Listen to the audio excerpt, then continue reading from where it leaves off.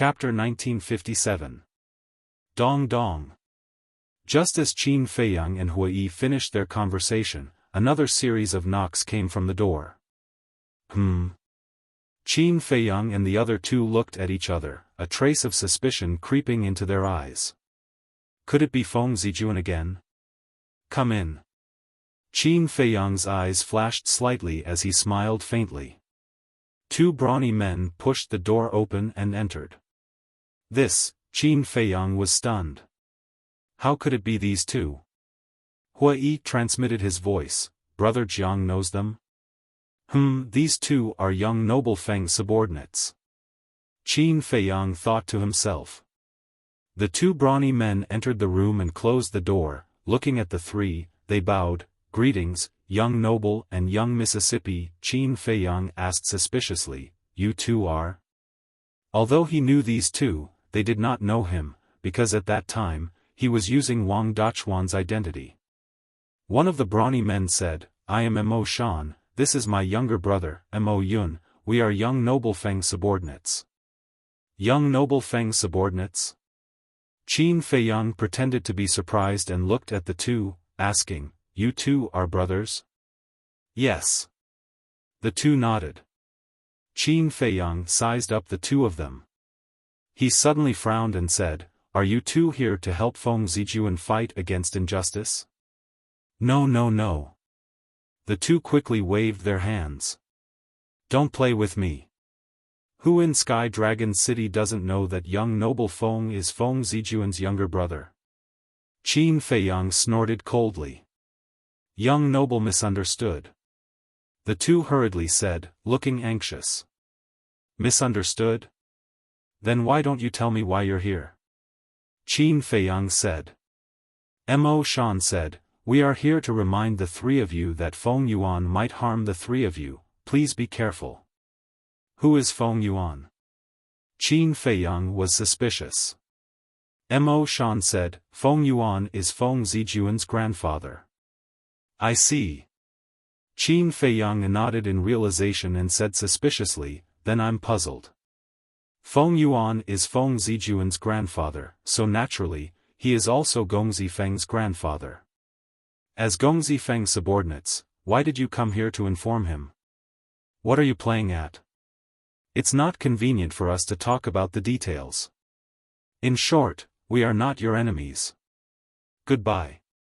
As soon as Mo Shan finished speaking, he turned around and left in quick steps. After watching the two of them leave, Hua Yi turned to Qin Feiyang and frowned, strange, what is this young noble Feng trying to do? Brother Hua, you might not know this, but Gongzi Feng is actually an illegitimate son. Usually, whether it's his big brother, big sister, or his grandfather, they don't like him. Qin Feiyang said with a smile. What? He's an illegitimate child. Hua Yi was stunned. Qin Feiyang looked at Hua Yi's expression and smiled, even brother Hua doesn't know. It seems this matter is a secret. How unexpected. Hua Yi shook his head. Time flew by, and night fell. The auction finally ended. However, what Qin Feiyang and Mo Shan wanted did not appear. Although they were mentally prepared, the two of them were still disappointed. Let's go. Qin Feiyang said as he stood up. The three of them left the treasure pavilion. At night, Sky Dragon City was even more lively. This was especially true in those brothels, where the sounds of orioles and swallows could be heard, and people could drink and sing. At the same time as the three of them left the treasure pavilion, there was a black shadow that had been hiding in the shadows the entire time, following them. Hua Yi smiled, Brother Jiang, do you know which restaurant is the most famous in Sky Dragon City? I don't know. Qin Feiyang shook his head. Jade Zither Restaurant. Hua Yi said. Is it very interesting? Qin Feiyang was curious. Of course. There is a fundamental difference between the Jade Zither restaurant and other restaurants. The other restaurants are usually filled with romance and extravagance. But this Jade Zither restaurant is an elegant and quiet place. Hua Yi smiled. Qin Feiyang smiled. For Brother Hua to praise it like that, it must be extraordinary. I really want to go take a look. Hua Yi said, okay, I'll lead the way. You treat. Qin Feiyang shook his head and laughed. Brother, something's wrong. Suddenly, Huolian glanced at a dark alley and said in a low voice. Qin Feiyang smiled, you're a bit slow to realize it now. Fire Lotus was stunned. She looked at Qin Feiyang and Hua Yi and found that the two of them were smiling.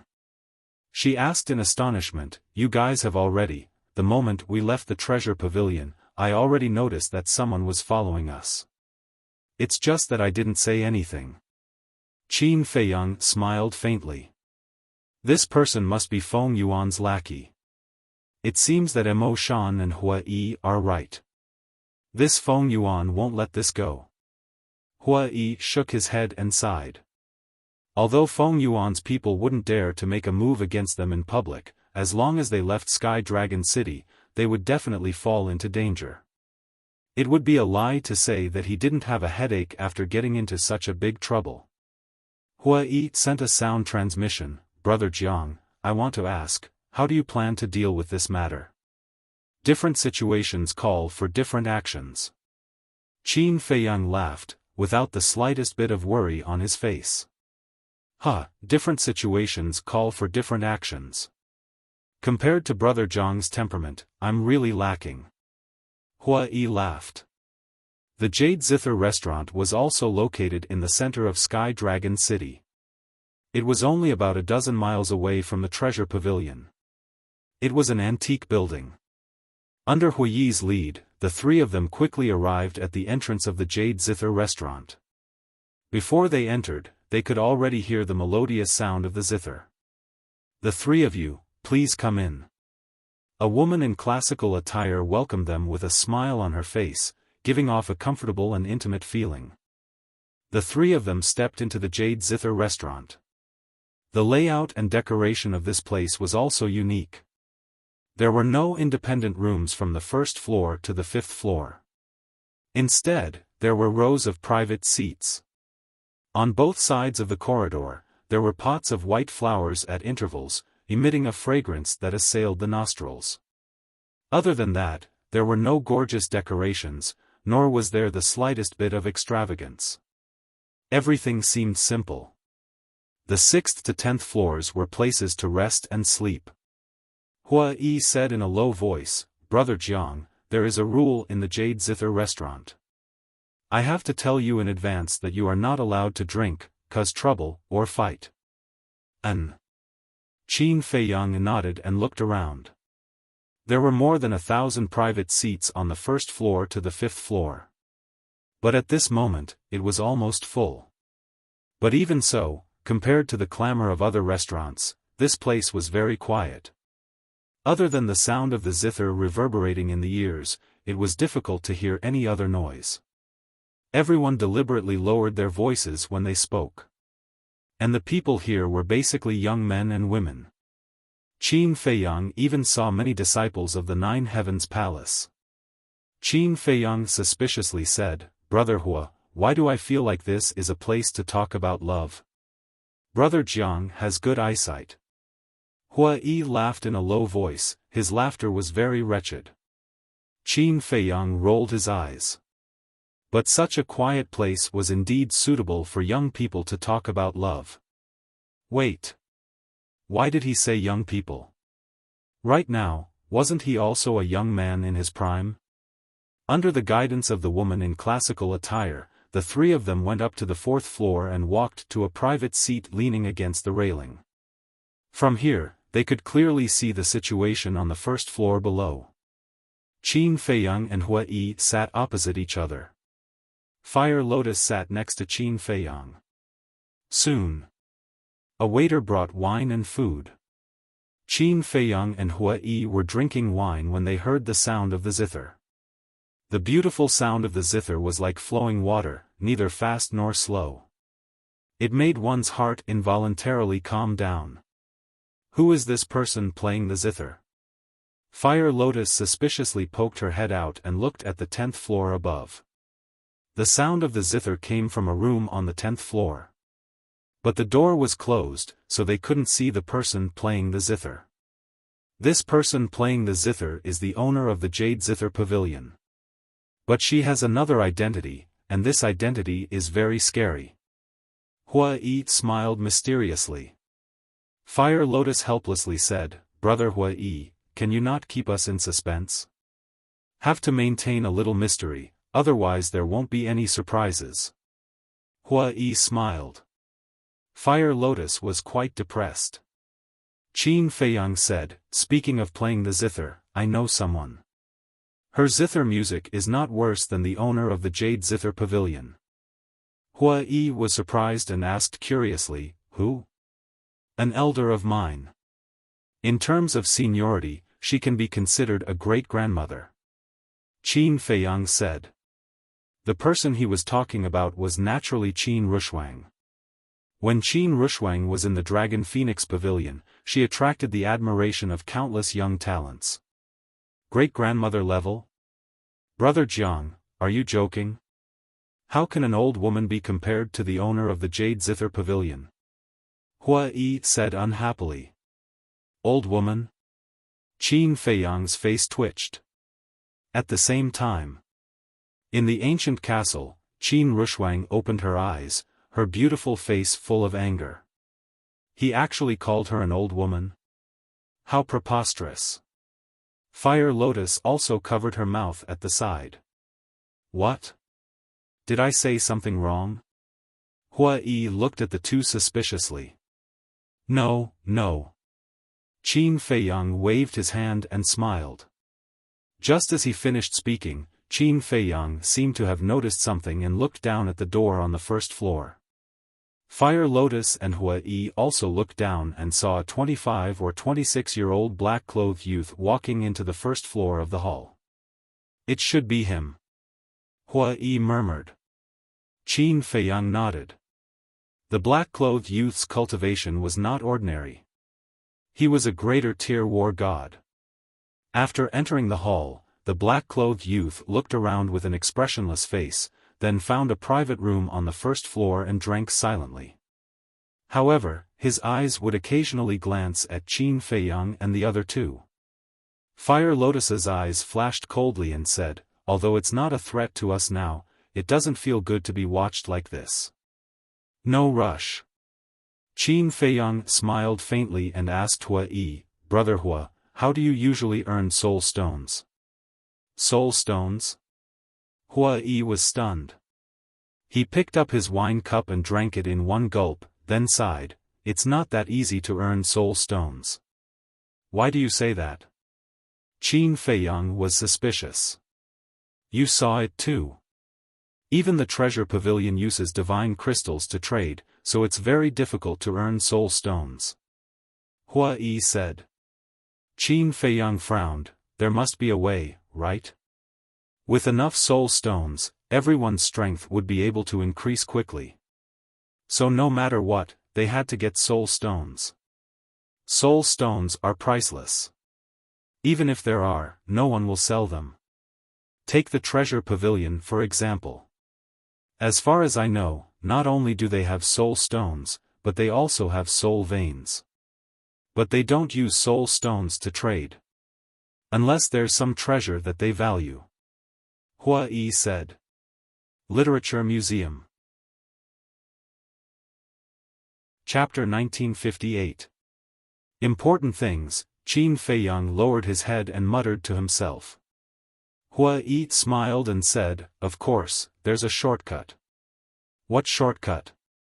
Qin Feiyang looked up at Hua Yi. "Burn, kill, and loot." Hua Yi said. Qin Feiyang was stunned. Fire Lotus was also stunned. Burn, kill, and loot? How could he come up with such a stupid idea? Look at how nervous you are. I'm just joking. Hua Yi shook his head and smiled. Actually, the best shortcut to earning soul stones is to enter Empyrean Palace. Tell me more. Qin Feiyang said. In Empyrean Palace, even if you're an outer disciple, you can receive 10 soul stones every month. Inner disciples can receive even more. They can receive 50 soul stones every month. Of course, the geniuses of Empyrean Palace, such as Feng Zijuan, can receive even more soul stones every month. In addition, you can also exchange precious herbs for soul stones. In the treasure pavilion, even the most precious herbs can only be exchanged for divine crystals. Empyrean Palace will give out missions every day. As long as you complete these missions, you can get a lot of soul stones.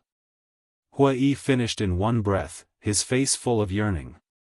Such a good treatment. No wonder everyone in the North region wants to enter Empyrean Palace. Qin Feiyang mumbled. To be honest, Brother Jiang, I entered Empyrean Palace for soul stones. Hua Yi sighed. It makes sense. Qin Feiyang smiled and said, are there any other forces in the North region besides Empyrean Palace? Yes. That force is the Treasure Pavilion. Don't underestimate the Treasure Pavilion just because it's a trading place. It's not only in the North region, but also in the East Tomb, West Desert, Southern Wilderness, and even the Divine Land. So, even the giants of Empyrean Palace are afraid of the Treasure Pavilion. Hua Yi said in a deep voice. Qin Feiyang said, no wonder Sheng Guanqiu dared to scold Feng Zijuan. Sheng Guanqiu can't be underestimated. Although she's only the manager of the Treasure Pavilion, her master is the famous Treasure Pavilion master. In terms of status, Feng Zijuan is like this in front of her. Hua Yi stretched out his pinky and smiled. Qin Feiyang and Fire Lotus looked at each other. Frankly speaking, before this, they did not think that Sheng Guanqiu was that great. But who would have thought that his status would be so high? Being the disciple of the pavilion master of the Treasure Pavilion was not something that Feng Zijuan could compare to. Wait. 9 Heavens Palace's monthly expenses are so high, where did they get so many soul stones? Qin Feiyang suspiciously looked at Hua Yi. Of course it's the soul line. Rumor has it that half of the soul lines in the northern region are in 9 Heaven Palace. How many soul stones do you think they have? Hua Yi said. This is too shocking. Qin Feiyang was shocked and asked, then who has these soul veins? All the resources of 9 Heavens Palace are controlled by the Resource Hall Master. Hua Yi said. The meaning was obvious. It was Feng Yuan who controlled the soul lines. Brother, if we get these soul lines, do you think we won't have to worry about soul stones for the rest of our lives? Fire Lotus whispered. Qin Feiyang and Hua Yi heard this and their expressions suddenly became dull. Shoo. After Hua Yi came back to his senses, he immediately made a shushing gesture towards Huolian and transmitted his voice, Little sister Huolian, you really won't rest until you've shocked people to death. Girl, you've got guts.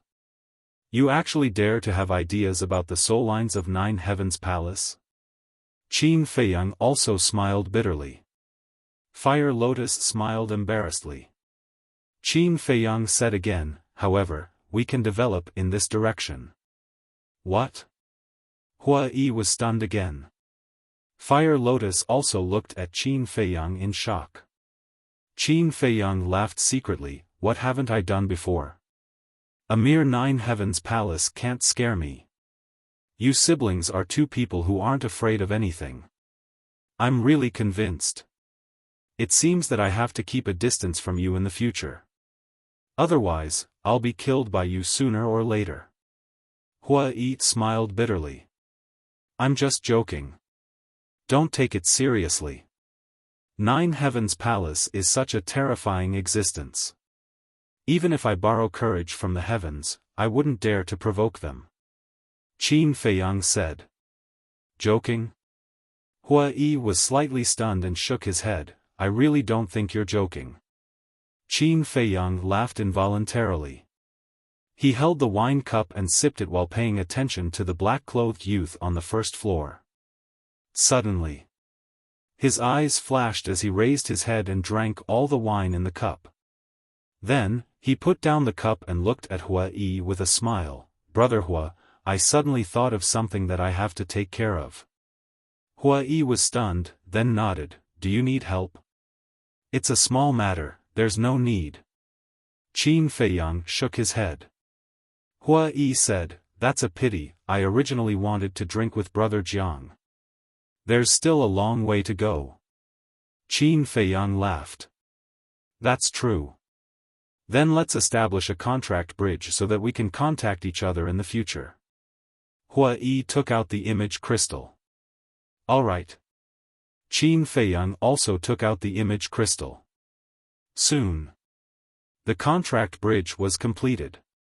Qin Feiyang kept the image crystal, stood up and looked at Fire Lotus with a smile. "Let's go. Brother Hua Yi, goodbye." Fire Lotus stood up, gently and politely smiled at Hua Yi, and then quickly left with Qin Feiyang. After Qin Feiyang and Hua Yi walked out of the Jade Zither building, the black-clothed youth also put down dozens of spirit crystals and hurriedly left. Interesting. Hua Yi looked at the door on the first floor, and a meaningful smile appeared on his face. On the street, Qin Feiyang walked without looking back. Fire Lotus suspiciously asked, "Qin Dage, where are we going?" "Outside the city." Qin Feiyang agreed in his heart. Then, he became silent. His eyes were sparkling. Fire Lotus looked at Qin Feiyang's side profile with a trace of helplessness in her eyes. Although they had been together for a long time, she could not see through the man in front of her. It was as if there was a veil covering his body. The black-clothed youth had been hiding in the dark, paying attention to Qin Feiyang and Hua Yi. Soon, the West City Gate entered Qin Feiyang's line of sight. Qin Feiyang did not stop and went straight out of the city.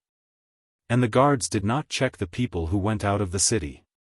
After leaving the city, Qin Feiyang glanced at the mountains in front of him, and then took Fire Lotus and sped up, passing through the plains without looking back, and disappeared into the mountains and forests.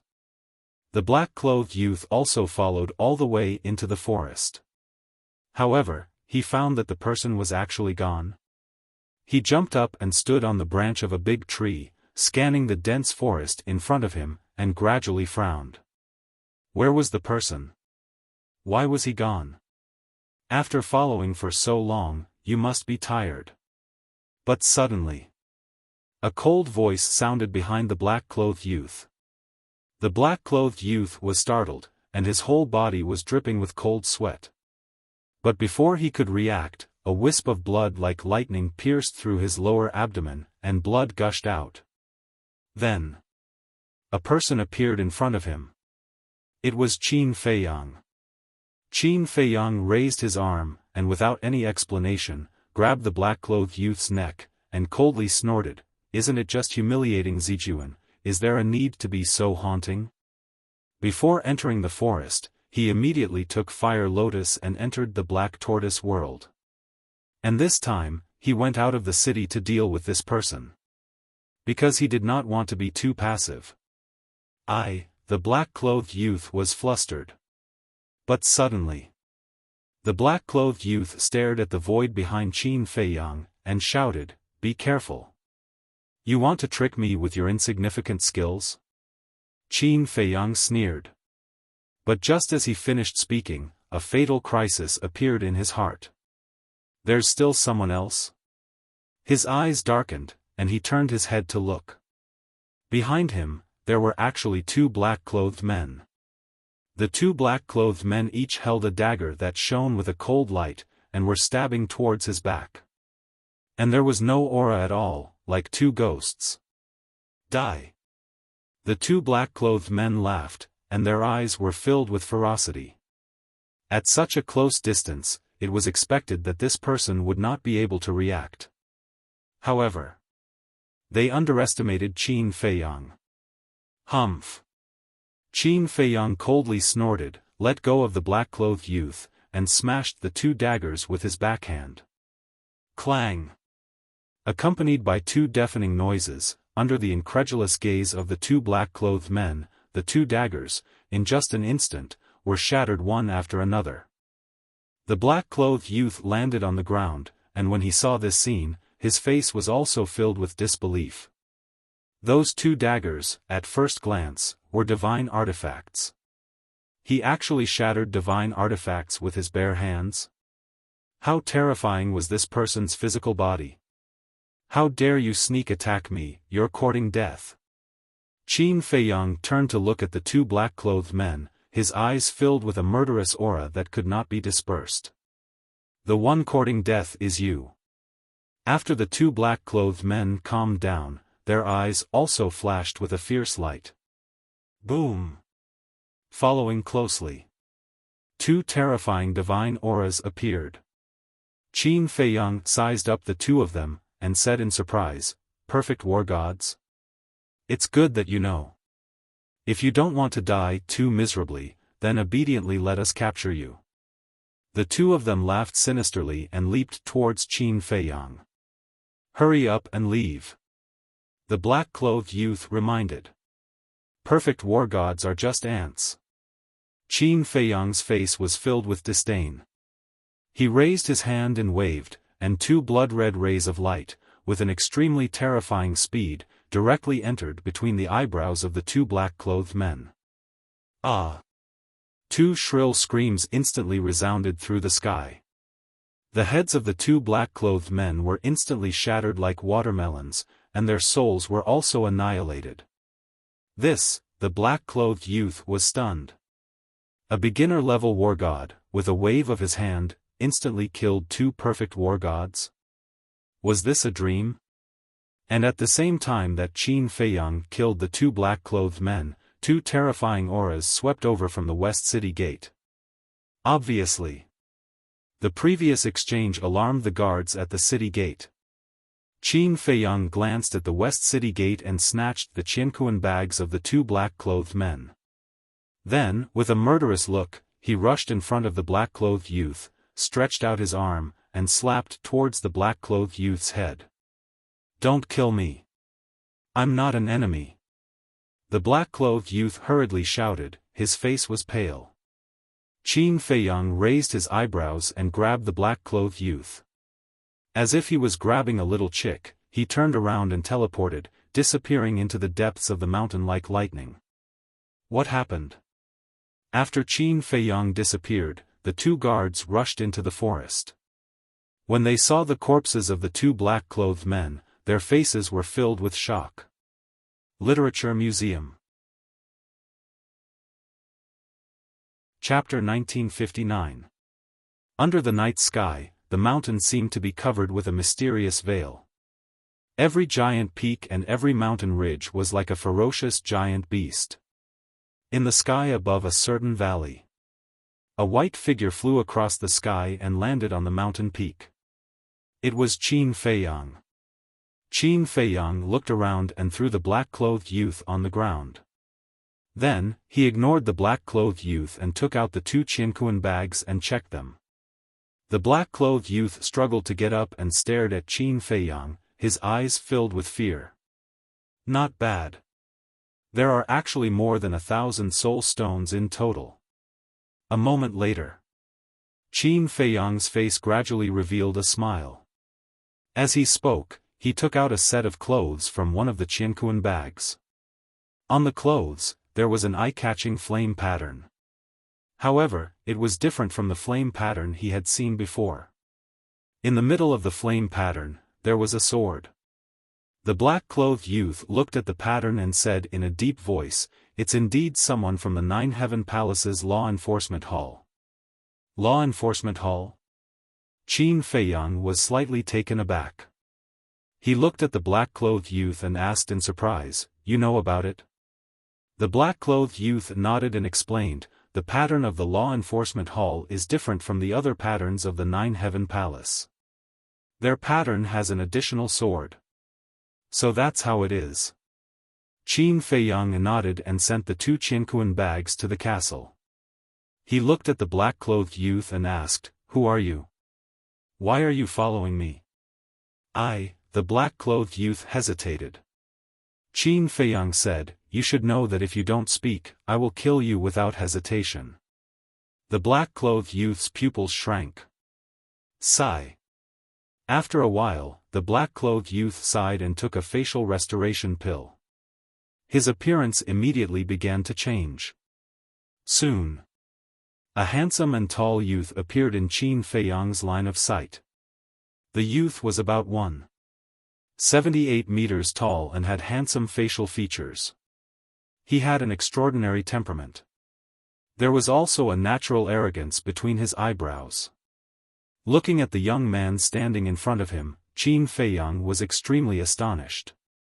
The youth cupped his hands and said, "This one is Gong Zifeng. Greetings, brother." That was right. This person was Gong Zifeng. How could it be you? Why are you following me? Qin Feiyang was puzzled. Gong Zifeng said, "I received news that someone in the treasure pavilion made Feng Zijuan suffer a great loss, so I wanted to see with my own eyes who it was." "I see. Now that you've seen it, what do you think?" Qin Feiyang joked. Gong Zifeng smiled bitterly and said, "Your Excellency's strength is so terrifying. Would I dare to have any thoughts about it?" "Huh." Qin Feiyang laughed and said, "You don't have to be nervous, I won't hurt you." "Why?" Gong Zifeng was suspicious. Qin Feiyang said, "Because you are Gong Zifeng." "Because I'm Gong Zifeng?" Gong Zifeng was getting more and more confused. Qin Feiyang smiled and said, "Wang Dechuan." "Wang Dechuan." Gong Zifeng quivered, looked at Qin Feiyang in surprise, and asked, "Could it be that you are Wang Dachuan's friend?" "Friend?" Qin Feiyang was stunned, and shook his head helplessly. "You think too highly of him." This, Gong Zifeng frowned as he kept thinking in his mind. Suddenly, his eyes lit up as he looked at Qin Feiyang and said, "You are Wang Dechuan?" Qin Feiyang laughed. "To be exact, Wang Dechuan is already dead."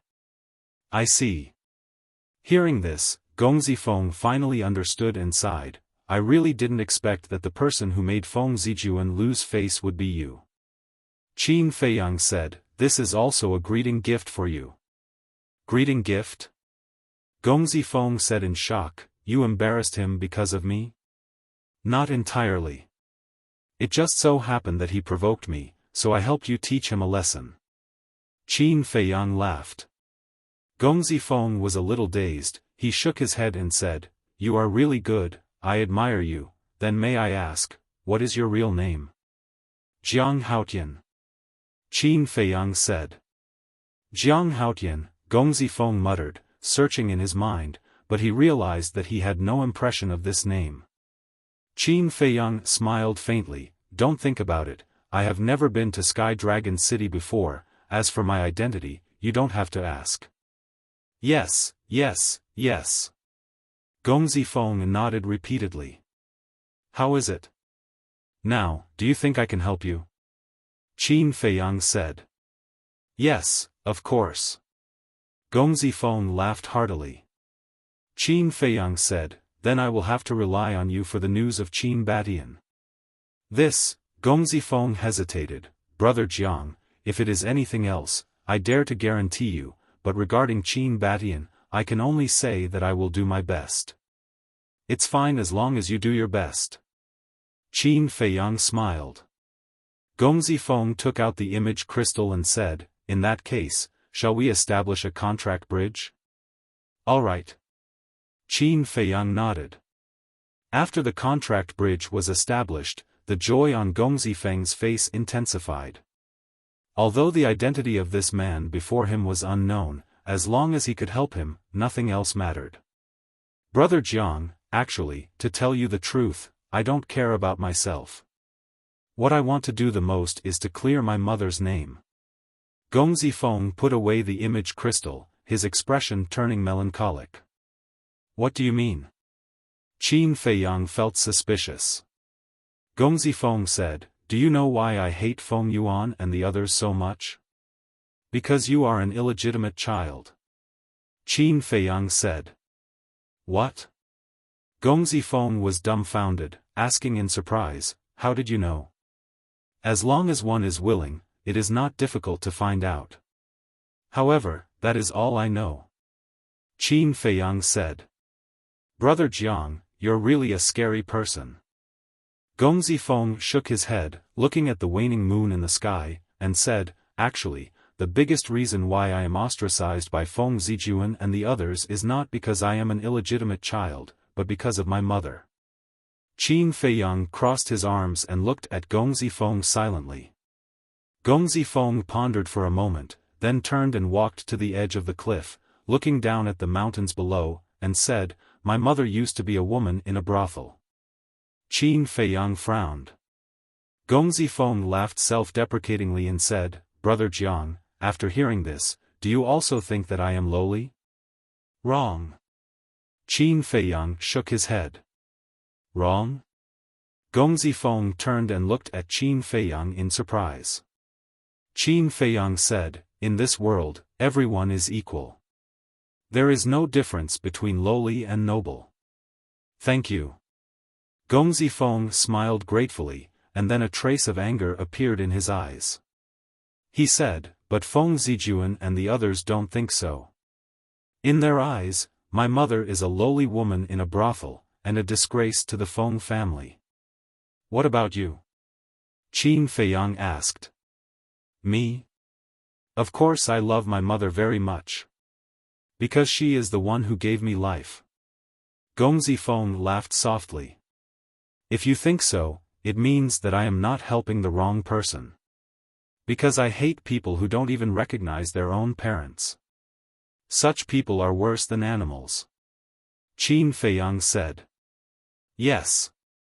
Filial piety and gratitude are the most basic principles of being a child. Unfortunately, I don't even have the chance to be filial now," Gong Zifeng said sadly. Qin Feiyang raised his eyebrows and asked, "Your mother is no longer alive?" "Yes." Gong Zifeng nodded, and 2 drops of tears flowed from the corners of his eyes. He said, "Many years ago, my mother was killed by my father." "What? Your father killed her with his own hands?" Qin Feiyang was shocked. "That's right." Gong Zifeng closed his eyes in pain and muttered, "This memory is the pain of my life. I want to forget it, but I just can't." Every late night, my mother's despair and miserable cries would resound in my mind. "Why did your father do that?" Qin Feiyang asked with a frown. "That was a very long time ago. When my father was young, he was a womanizer and womanizer. Once, he went to drink with some of his friends, and he accidentally saw my mother. When my mother was young, she was very beautiful. My father also took a fancy to her. Since then, he went to look for my mother every day. Of course, my mother knew very well that, given my father's status, it was impossible for him to truly like her. He was merely greedy for a moment of pleasure. Even so, love grew with time, and my mother gradually fell in love with that man. Furthermore, not long after that, she gave birth to his child. That child was me. However, my mother didn't tell him. That's because my father was already married at that time. Firstly, it was because my mother felt inferior. She felt that she was not worthy of my father. Secondly, she didn't want to make things difficult for my father. Thus, my mother left without saying a word. She went to a distant place and concealed her identity. Gong Zifeng said. She went to a distant place? Qin Feiyang was startled. Then, he asked suspiciously, "Your mother clearly did not want you and your father to recognize each other. If that's the case, why would such a situation occur?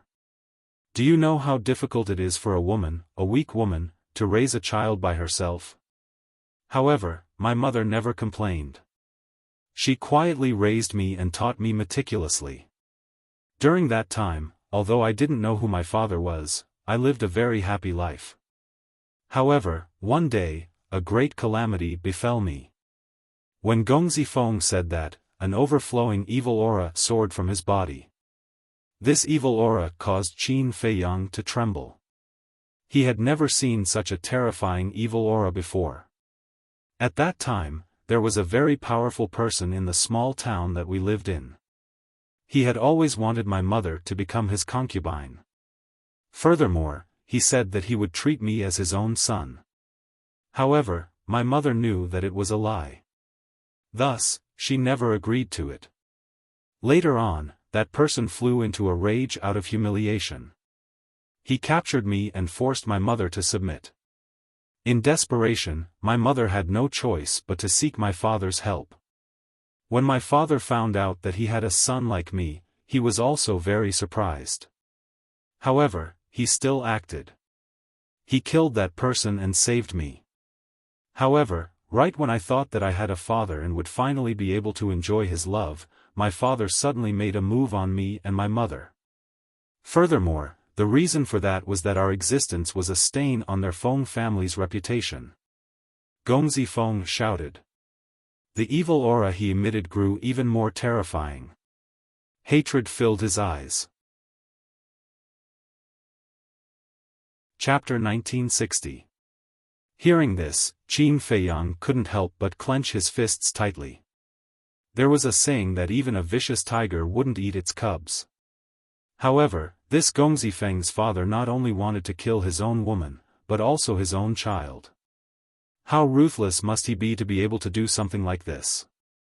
Although he had yet to meet this Nine Heavens Palace's law enforcement elder, his impression of him had already been greatly reduced.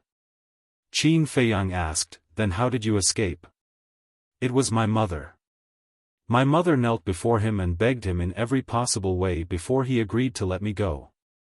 However, the condition was that my identity as an illegitimate child could never be revealed, nor could anyone know who my birth mother was. I was a pitiful worm with no one to rely on. Naturally, I could only agree to these conditions. After that, he brought me to Nine Heavens Palace. However, the reason he brought me to Nine Heavens Palace was not to take care of me, but to make it convenient for him to keep an eye on me. Because they were worried that I would take revenge on them. Gongzi Feng said. Suddenly having a son like you would definitely attract criticism from outsiders. Then, what did your father say to others? Qin Feiyang asked. Back then, when he brought me back to Nine Heavens Palace, there were indeed many people who asked him about my identity. He had long since made arrangements to tell others that I was the son of him and Yin Hui. However, I was raised outside since I was young and didn't make it public. This Yin Hui was his legal wife, Feng Zijuan's birth mother. Gongzi Feng said. Did no one suspect anything? Qin Feiyang was suspicious. No. Because my mother gave me the name Gongzi Feng, which also has the word Feng in it. Thus, no one thought too much about it. As for me, I naturally became their youngest son. Many people envied me. I had such a powerful grandfather, such powerful parents, big brother, and big sister. However, they didn't know how hard it was for me all these years. No matter what I did, I had to be careful, lest they caught something that could be used against me. Because once they caught something that could be used against me, it would be the time of my death. It could be said that no one could understand how I spent all these years. No one could understand how I felt. Gongzi Feng said in pain. No. I can feel it. I can understand it. Qin Feiyang shook his head. You? Gongzi Feng was startled and he looked at Qin Feiyang suspiciously. My experience and your father's. Back then, my father also wanted to kill me. It was also my mother who kneeled before him and begged him bitterly. Only then was I able to keep my life. However, there is a difference. My father killed me to protect me, to protect the billions of people below. As for your father, he truly wanted to kill you. Qin Feiyang said. Gongzi Feng was stunned. He sighed and said, I never thought that there would be someone in this world who had the same experience as me. Qin Feiyang shook his head and sighed, I didn't expect that there would be someone more pitiful than me in this world. Stt to t to test t fate is in your own hands. To break free from the shackles, to stand out, to gain respect, and to clear your mother's name, you have to work harder than others. Qin Feiyang smiled faintly. Twos to. Gong Zifeng murmured. Gradually, there was a hint of understanding in his eyes. He turned to Qin Feiyang and bowed, saying, "Thank you for your reminder, Brother Jiang." Qin Feiyang waved his hand and smiled, saying, "I didn't do anything. You don't have to thank me." "No. Brother Jiang's words are like a ray of light to me. It's very meaningful. However, I'm still a little confused. What should I do?" Gong Zifeng said. Qin Feiyang smiled, "You don't have to do anything. You just have to work hard, be careful, and don't make any mistakes." "I can do that, but is it meaningful?" Gong Zifeng was doubtful. "Of course. In the future, I will make Feng Zijuan keep making mistakes. At that time, your father and grandfather will look at Feng Zijuan, who is getting worse day by day. When they look back at you, they will slowly realize that you are stronger than Feng Zijuan. As time passes, my attitude towards you might change." Qin Feiyang smiled. Gong Zifeng was overjoyed when he heard this. He cupped his hands and said, "Thank you, Brother Jiang. Please rest assured that I will try my best to find out about Qin Baishan's news. This is called mutual benefit." Qin Feiyang said. Yes, mutual benefit." Gong Zifeng laughed heartily. The next day, early morning. On the side of the West City Gate, a large group of people were discussing. In the middle of the crowd, there were two headless corpses. It was the two men in black. At this moment, an 8-foot man squatted beside the corpses. His eyes were gloomy. This person was Guyong. "Lord Guyong, do you recognize the owner of these two corpses?" The two city guards looked at Guyong and asked. "Yes. They are the law enforcers of my 9 Heavens Palace," Guyong said in a deep voice. "What? They are the law enforcers of 9 Heavens Palace. Who has the guts to kill the law enforcers?" The surrounding crowd was in an uproar. The faces of the two city guards were also filled with shock. Guyong got up, looked at the two guards, and asked, "Where did you find their corpses?" "In the jungle over there. Last night, we heard the sound of fighting, so we immediately rushed over to check it out. But when we rushed over, we only saw the corpses of these two lords, and the murderer was nowhere to be seen." The two city guards said. "Bastard! Little bastard, I have really underestimated you." Guyong cursed secretly. "Ayaya, why are there two corpses here?" Suddenly, there was a strange cry. As soon as Guyong heard this voice, a piercing cold light appeared in his eyes. He turned around and looked up. He saw a man and a woman standing outside the crowd. The man was wearing a white robe, his figure was tall and straight like a pine tree, his black hair fluttering in the wind, and a faint smile on his face. The woman was tall and her hair was like a waterfall. Even though she was wearing a mask to cover her face, it could not hide her graceful bearing. The two of them were Qin Feiyang and Fire Lotus. Qin Feiyang and Gong Zifeng chatted for the entire night and only separated at dawn. Gong Zifeng naturally returned to 9 Heavens Palace. Qin Feiyang brought Fire Lotus back to Sky Dragon City and just happened to see this scene. Fire Lotus looked at the two corpses, then looked at Guyong, and said in surprise, "Brother, isn't this Lord Guyong?" "That's him. Lord Gu, to be able to meet him so early in the morning, we are really fated." Qin Feiyang smiled. Guyong looked at the two of them, his hands clenched, and his gloomy eyes were extremely frightening. Why does his voice sound so familiar? I seem to have heard it before. In the crowd, some people looked at Qin Feiyang suspiciously. Wait, he seems to be the one who fought with Feng Zijuan for the 9-sun lightning fire at the auction house yesterday. Really? That's right, that's him. I was at the auction house yesterday, I saw it with my own eyes and heard it with my own ears. So he's that madman. Everyone's eyes changed.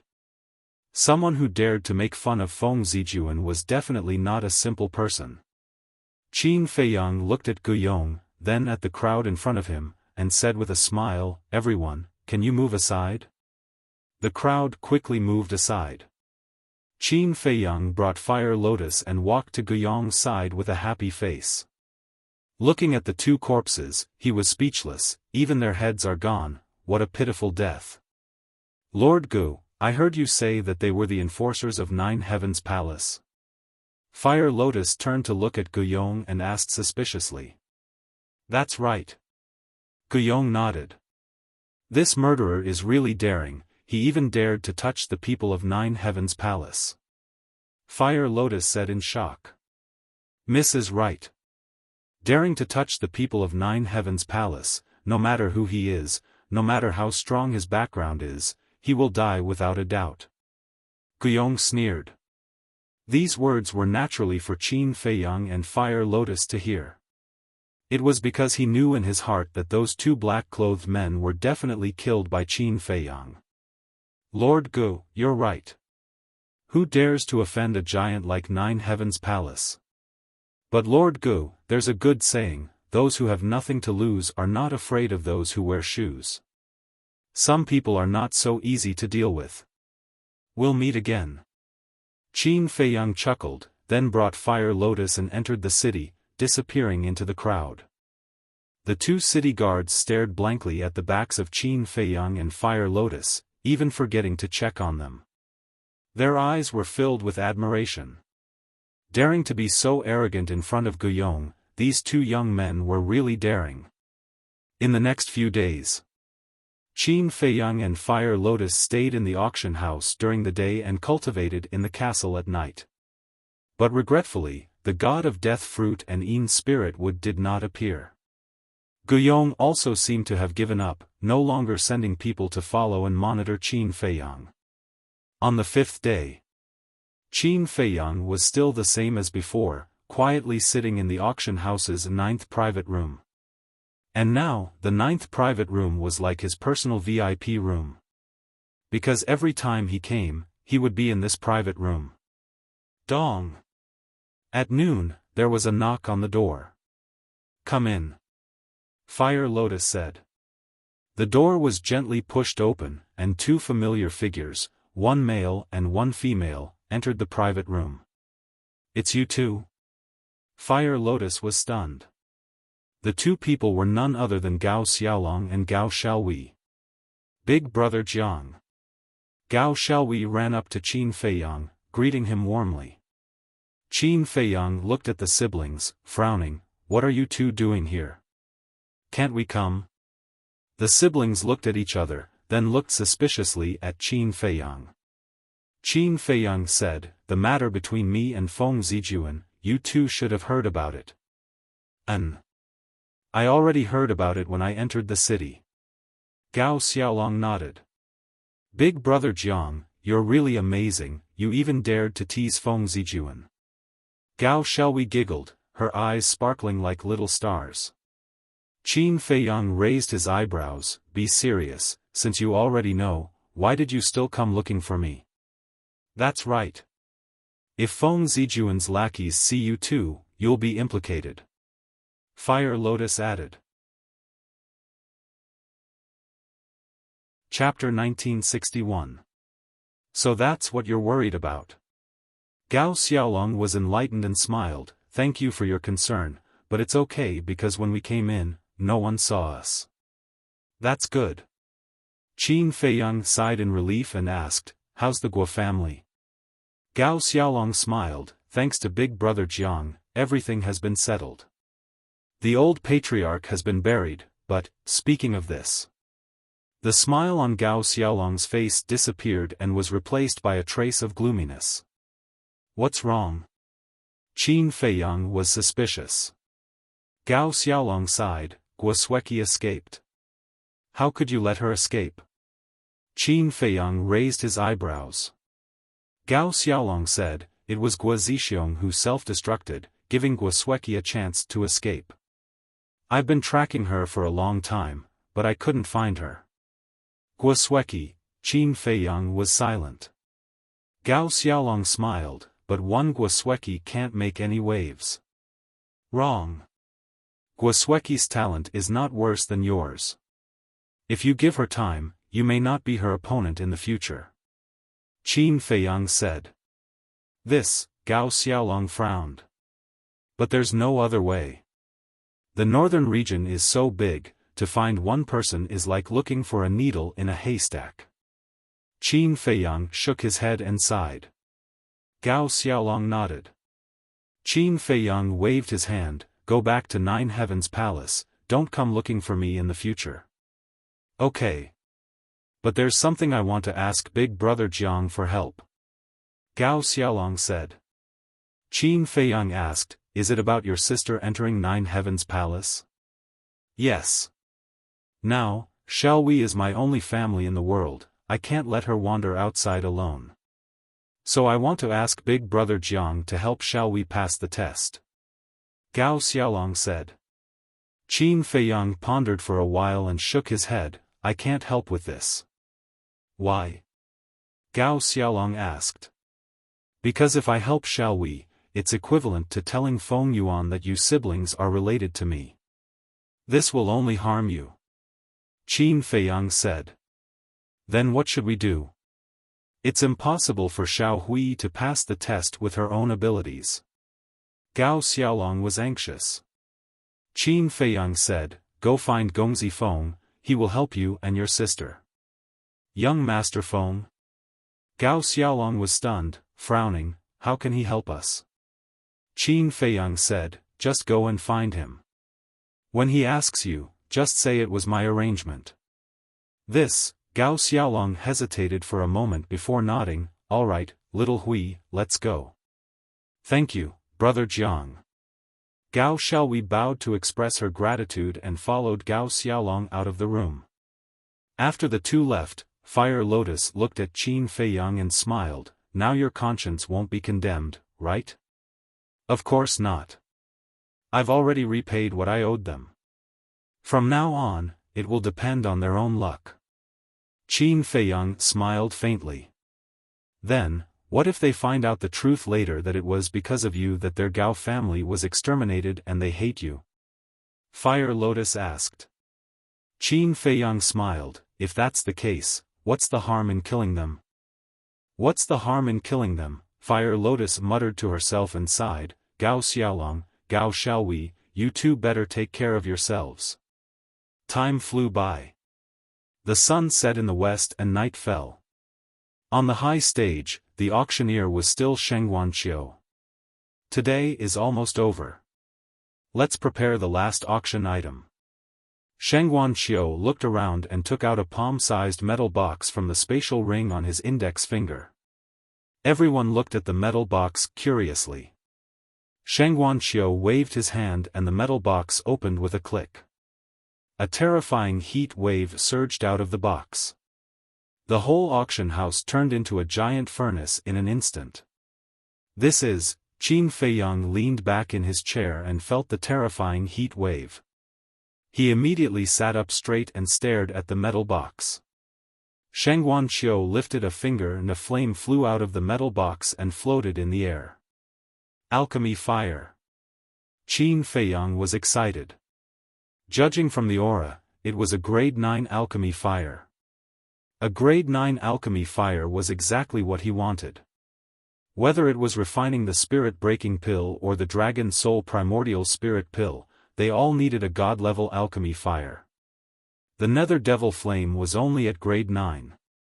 Therefore, it needed 3 more grade 9 alchemy fires to reach the god level. This is a grade 9 alchemy fire. The starting price is 500,000 and there is no upper limit. Let the auction begin. As soon as Sheng Wanqiu finished speaking, the sound of bidding was heard. Qin Dage, if you want to make a move, do it now. Because with your current reputation, as long as you open your mouth, I believe no one else will make a bid. Fire Lotus said.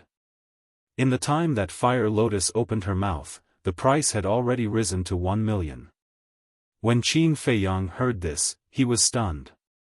Am I that famous? Why don't you try? Fire Lotus smiled. Okay. I'll try. Qin Feiyang laughed and said, 1,500,000. As soon as the voice came out, the whole place fell into a dead silence. Is it him? Yes, it's him. I can't be more familiar with this voice. He's still in the auction house. This is not good. Soon. The auction house was in an uproar. As Fire Lotus expected, no one made a bid. What's wrong with them? Why didn't the person in the 9th private room make a bid? In a private room, there were 5 young men and women who looked at the people in the auction house suspiciously. There were 3 men and 2 women. They were dressed in gorgeous clothes and had an extraordinary temperament. They don't dare to compete with this person. Another white-clothed youth pushed open the door and said with a smile. Big brother Nya, you're back. The 3 men and 2 women got up to welcome him. The white-clothed youth nodded and walked to the window. He looked at the 9th private room and his eyes flickered. Big brother Nya, what did you do just now? The 3 men and 2 women looked at him suspiciously. The white-clothed youth said, I went to find out what happened in Sky Dragon City recently. Did you find out anything? One of the purple-clothed women asked. Yes. There was one thing that was the most shocking. A few days ago, someone not only cheated Feng Zijuan of 400 million god crystals, but also humiliated him. The white-clothed youth smiled. What? Who is so daring to cheat Feng Zijuan? The 5 of them were shocked. The white-clothed youth said, this person is in the 9th private room. So it's him. No wonder no one dared to say anything when he opened his mouth. Big brother Nya, is his identity scarier than Feng Zijuan? The 5 of them sighed. The white-clothed youth shook his head and said, this person's identity is still a mystery. Do we still want the alchemy fire? A black-clothed man asked. Of course. Big brother Nya has always wanted a 9th-grade alchemy fire. Now that there's a chance, why not snatch it? The other 4 said. But this person dares to cheat Feng Zijuan. What if we get cheated too? The black-clothed man frowned. The 4 of them remained silent and looked at the white-clothed youth. The white-clothed youth thought for a while and shook his head. Forget it. This person's identity is mysterious. It's better not to make enemies with him. On the high platform, Shangguanqiu's beautiful eyebrows gradually frowned. When Qin Feiyang opened his mouth, she thought that the situation from a few days ago would happen again. She was very happy. Because her treasure pavilion was about to make a fortune again. However, as time passed, no one increased the price. This was completely different from the beautiful situation she had imagined. What were these people doing? After all, this was a 9th-grade alchemy fire. How could they just give it to someone else? Shangguanqiu glanced at the 9th private room and asked unwillingly, 1,500,000. Is there anyone else? Everyone remained silent. Where's Feng Zijuan? Where's the Feng family? Come out. At this moment, she could not wait to hear the Feng family's voice. However, after waiting for a while, no one made a sound. This is a big loss. Shangguanqiu shook his head helplessly and announced the result. Qin Dage, did you see that? Now you're in Sky Dragon City. You're a ruthless person that everyone is afraid of. Fire Lotus covered her mouth and laughed. Qin Feiyang smiled helplessly. This scene was really unexpected. Shangguanqiu must hate him to death. However, this 9th-grade alchemy fire was too cheap. The starting price was only 500,000? After all. In the Great Qin dynasty and the Forgotten Continent, a ninth-grade alchemy fire could not be found at all. It could be said to be a priceless treasure. Today's auction has come to an end. Everyone, please come early tomorrow. Sheng Guanqiu smiled politely and left with the alchemy fire. The people in the auction house also stood up and gradually dispersed. In the private room, Qin Feiyang entered the ancient castle and took out 1,500,000 divine gems. He put them in a Qianquan bag and prepared to leave with Fire Lotus. However, at this moment, Sheng Guanqiu came to him and reluctantly handed the alchemy fire to Qin Feiyang. Qin Feiyang thanked him and also handed the Qianquan bag to Sheng Guanqiu. Sheng Guanqiu looked at the divine gems in the Qianquan bag and his face twitched slightly. He said, "Young master, in the history of the treasure pavilion, a ninth-grade alchemy fire has never been sold for less than 5 million. This time, you got it for only 1,500,000. You got a great deal. Ha, this is all thanks to everyone's care." Qin Feiyang laughed. Sheng Guanqiu rolled his eyes. Qin Feiyang's eyes flashed slightly. He looked at Sheng Guanqiu and said with a smile, "Miss, why don't we sit down and talk?" Sheng Guanqiu was slightly stunned and looked at Qin Feiyang suspiciously. He sat opposite Qin Feiyang and asked, "Young master, what do you want to talk about?" "Miss, you are pure and intelligent. I don't think I can hide anything from you," Qin Feiyang said with a smile. "Pure and intelligent. I can't afford to be praised like that. Young master, if you have any good deals, just say it. As long as it is valuable, the treasure pavilion will accept it," Sheng Guanqiu said with a smile. "Miss, you are indeed a businesswoman. Then I won't hide it." Qin Feiyang took out an elixir from his Qianquan bag and put it on the tea table. However, it was not a potential elixir, but a Juku Yellow Dragon elixir.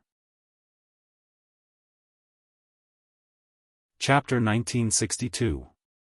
Sheng Guanqiu held the Juku Yellow Dragon pill and looked at it over and over again. Her eyes were full of surprise. It had 5 elixir veins. Most importantly, she had never seen this medicinal pill before. Fire Lotus frowned and asked secretly, "Qin Dage, is this appropriate? I've thought about it. Even if I successfully enter the 9th Heaven Palace, the soul stones I get are far from enough, so I have to think of another way. Pills like the potential elixir are undoubtedly the fastest shortcut. Compared to the potential elixir, the Juku Yellow Dragon pill is slightly inferior, so it shouldn't cause too much trouble. Of course, there's another reason why I'm doing this," Qin Feiyang explained. "What is it?" Fire Lotus was puzzled. The demon ancestor, Dong Zhengyang, Mu Tianyang, and Mu Qing entered the ancient world before us. I wonder where they are now. So I want to use the Juku Yellow Dragon pill to lure them out. Similarly, I'm using the name Jiang Haotian to lure them out. Because they all know that I've used this name before. Qin Feiyang thought. I see. Fire Lotus was enlightened. Sheng Guanqiu thought for a long time but couldn't figure out what kind of pill it was. So she looked up at Qin Feiyang and asked, "Young master, what is this pill called? What are its effects?" The Juku Yellow Dragon pill can increase the cultivation of battle kings and battle emperors. The more elixir veins there are, the higher the cultivation level. For example, the Juku Yellow Dragon pill in your hand has 5 elixir veins, so it can increase the cultivation level by 4 levels at once. Qin Feiyang said with a smile. What? Sheng Guanqiu was stunned and couldn't come back to her senses for a long time. She asked, "Young master, you're not fooling me, are you?" Qin Feiyang frowned and said unhappily, "Miss, you're being too serious. I wouldn't dare to talk nonsense in the treasure pavilion." "Young master, don't be angry. I was also too shocked, that's why I had my suspicions. That's because I've never heard of such a medicinal pill before. Shengguan Xiu hurriedly explained. Qin Feiyang said, in that case, miss, you can try it out first. Alright. I'll arrange it right away. If what young master said is true, I will personally go and talk to young master. Shengguan Xiu said. Then I'll wait for the good news. However, only you and I know about this. Qin Feiyang smiled. I understand. Shengguan Xiu nodded. Qin Feiyang smiled and quickly left with Fire Lotus. Sitting alone in the private room, Shengguan Xiu looked at the 9 tunes yellow dragon pill in disbelief. If this pill was really able to improve the cultivation of Battle Emperor and Battle Emperor, it would be extremely valuable. Wait a minute. A moment later. Shengguan Xiu suddenly thought of something. He quickly got up and ran outside. However, he did not see Qin Feiyang after he ran out of the treasure hall. What a fool. I didn't establish a contract with him. She stood at the entrance of the treasure hall and slapped her forehead angrily. Steward, what's wrong with you? The guards at the door looked at her in confusion. Nothing. Shengguan Xiu waved his hand and turned to enter the treasure hall. However, he suddenly stepped back and looked at the 2 guards. In the future, if Jiang Haotian comes to the treasure hall, you must treat him well and inform me immediately. Jiang Haotian? The 2 guards were confused. Shengguan Xiu said, the one who cheated Feng Zijuan a few days ago. Got it. The 2 guards nodded. Shengguan Xiu also left in a hurry. The Black Tortoise World. Qin Feiyang stood against the wind and looked at the image in the void with a smile on his face. At the side, Huo Lian had a face full of suspicion. After leaving the treasure hall, they found a dark alley and entered the Black Tortoise World. Then, they returned to the treasure hall. Therefore, they both saw Shengguan Xiu chasing after them. Fire Lotus looked away and asked in confusion, Qin Dage, why didn't you establish a contract with her? Girl, this is the trick. Qin Feiyang smiled. Trick? Fire Lotus was stunned. That's right. There's a saying that goes, what you don't get is the most precious. What you get too easily will not be cherished. In short, when dealing with a shrewd person like Shengguan Xiu, you must seize the initiative. Qin Feiyang smiled. I see. Fire Lotus smiled in realization. You're waiting for her to come to you. Correct. Qin Feiyang nodded. Fire Lotus looked at Qin Feiyang and sighed. Qin Dage, I feel more and more that you're too scary. Scary? How so? Is there anyone kinder than me in this world? Qin Feiyang laughed and controlled the Black Tortoise realm, silently flying out of the city. How narcissistic. Fire Lotus shook her head, but there was a trace of a smile on her face. Although this man's actions were unpredictable, it was undeniable that he was really good to the people around him. Take her for example. If it was someone else, who was not related to her, would he be so kind to help her? Obviously not. Therefore, in comparison, this man was really outstanding. Just as Fire Lotus's imagination was running wild, Qin Feiyang controlled the Black Tortoise realm and took out the image crystal. Buzz! A fiery red shadow appeared. When Hua Yi saw Qin Feiyang, he teased, Brother Jiang, you're in the limelight at the treasure pavilion again today. Qin Feiyang smiled bitterly and asked, Are you still at the Jade Zither Pavilion? Yes. I've been waiting for you to come here for a drink, but you didn't come. I'm a little sad. Hua Yi said with a look of dissatisfaction. Let's talk about it after drinking. The Black Dragon Lake you mentioned last time, where is it in the Sky Dragon Mountain Range? Can you give me the coordinates? Qin Feiyang said. Hua Yi was stunned and asked suspiciously, "You're going to the Black Dragon Lake now? Let's go and take a look." Qin Feiyang smiled. "You." Hua Yi shook his head and straightforwardly gave the coordinates to Qin Feiyang. "Thanks." Qin Feiyang thanked him and was about to turn off the image crystal. "Wait. Is there any movement from Feng Yuan and Guiyong recently?" Hua Yi asked. "Nope." Qin Feiyang shook his head. Hua Yi frowned and said, "I haven't seen any suspicious people in the past few days. What are they thinking? I don't believe that they will give up.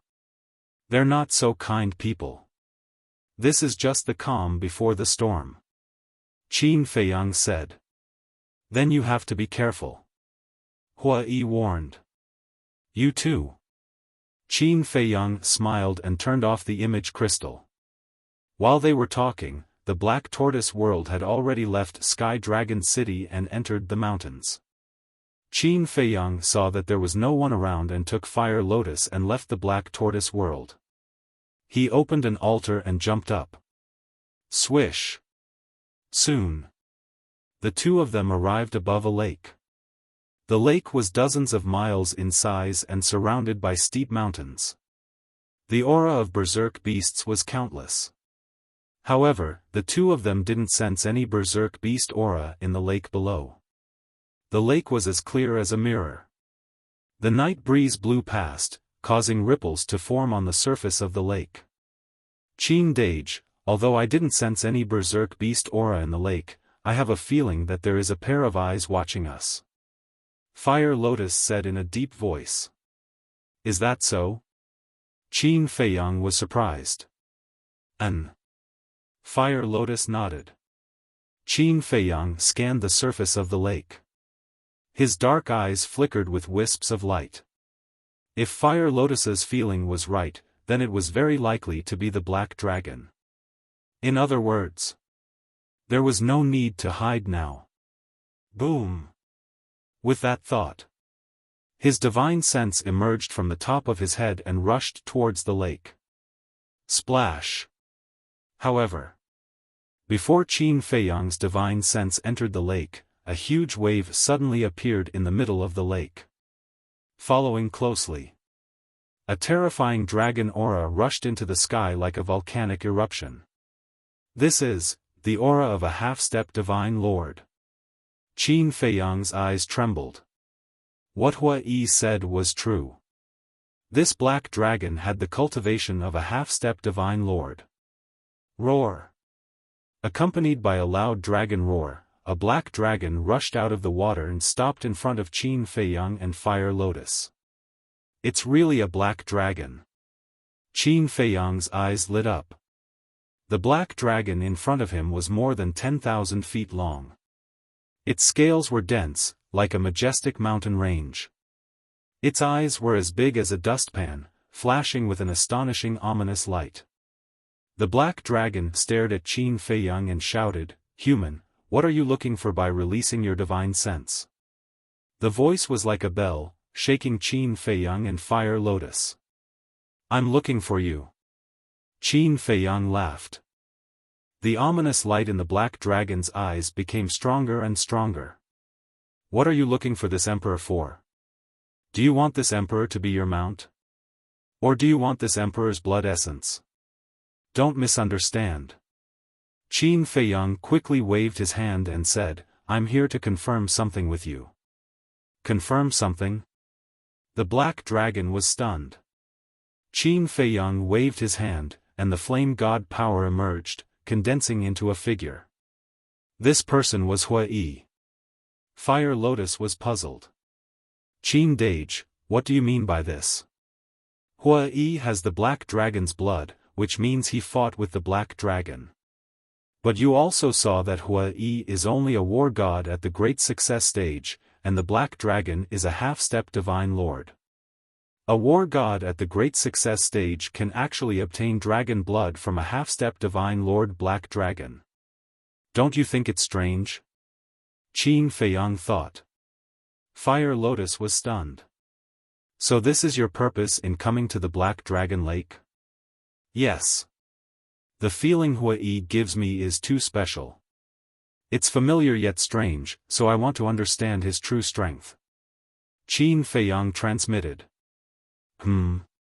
Just as he finished speaking, Qin Feiyang noticed that the black dragon looked at Hui's figure with eyes full of fear and anger. Qin Feiyang said, I want to know his strength. You know him? The black dragon didn't answer. Yes. Qin Feiyang nodded. The black dragon asked again, then what is your relationship with him? We can be considered friends. Qin Feiyang thought for a moment and said. Friends, the black dragon murmured. Suddenly, his ferocious nature erupted. He raised his giant tail high and smashed it towards Qin Feiyang and Fire Lotus like lightning. Qin Feiyang's expression changed. He quickly pushed Fire Lotus away with a palm and punched out. The power of the divine dragon surged out.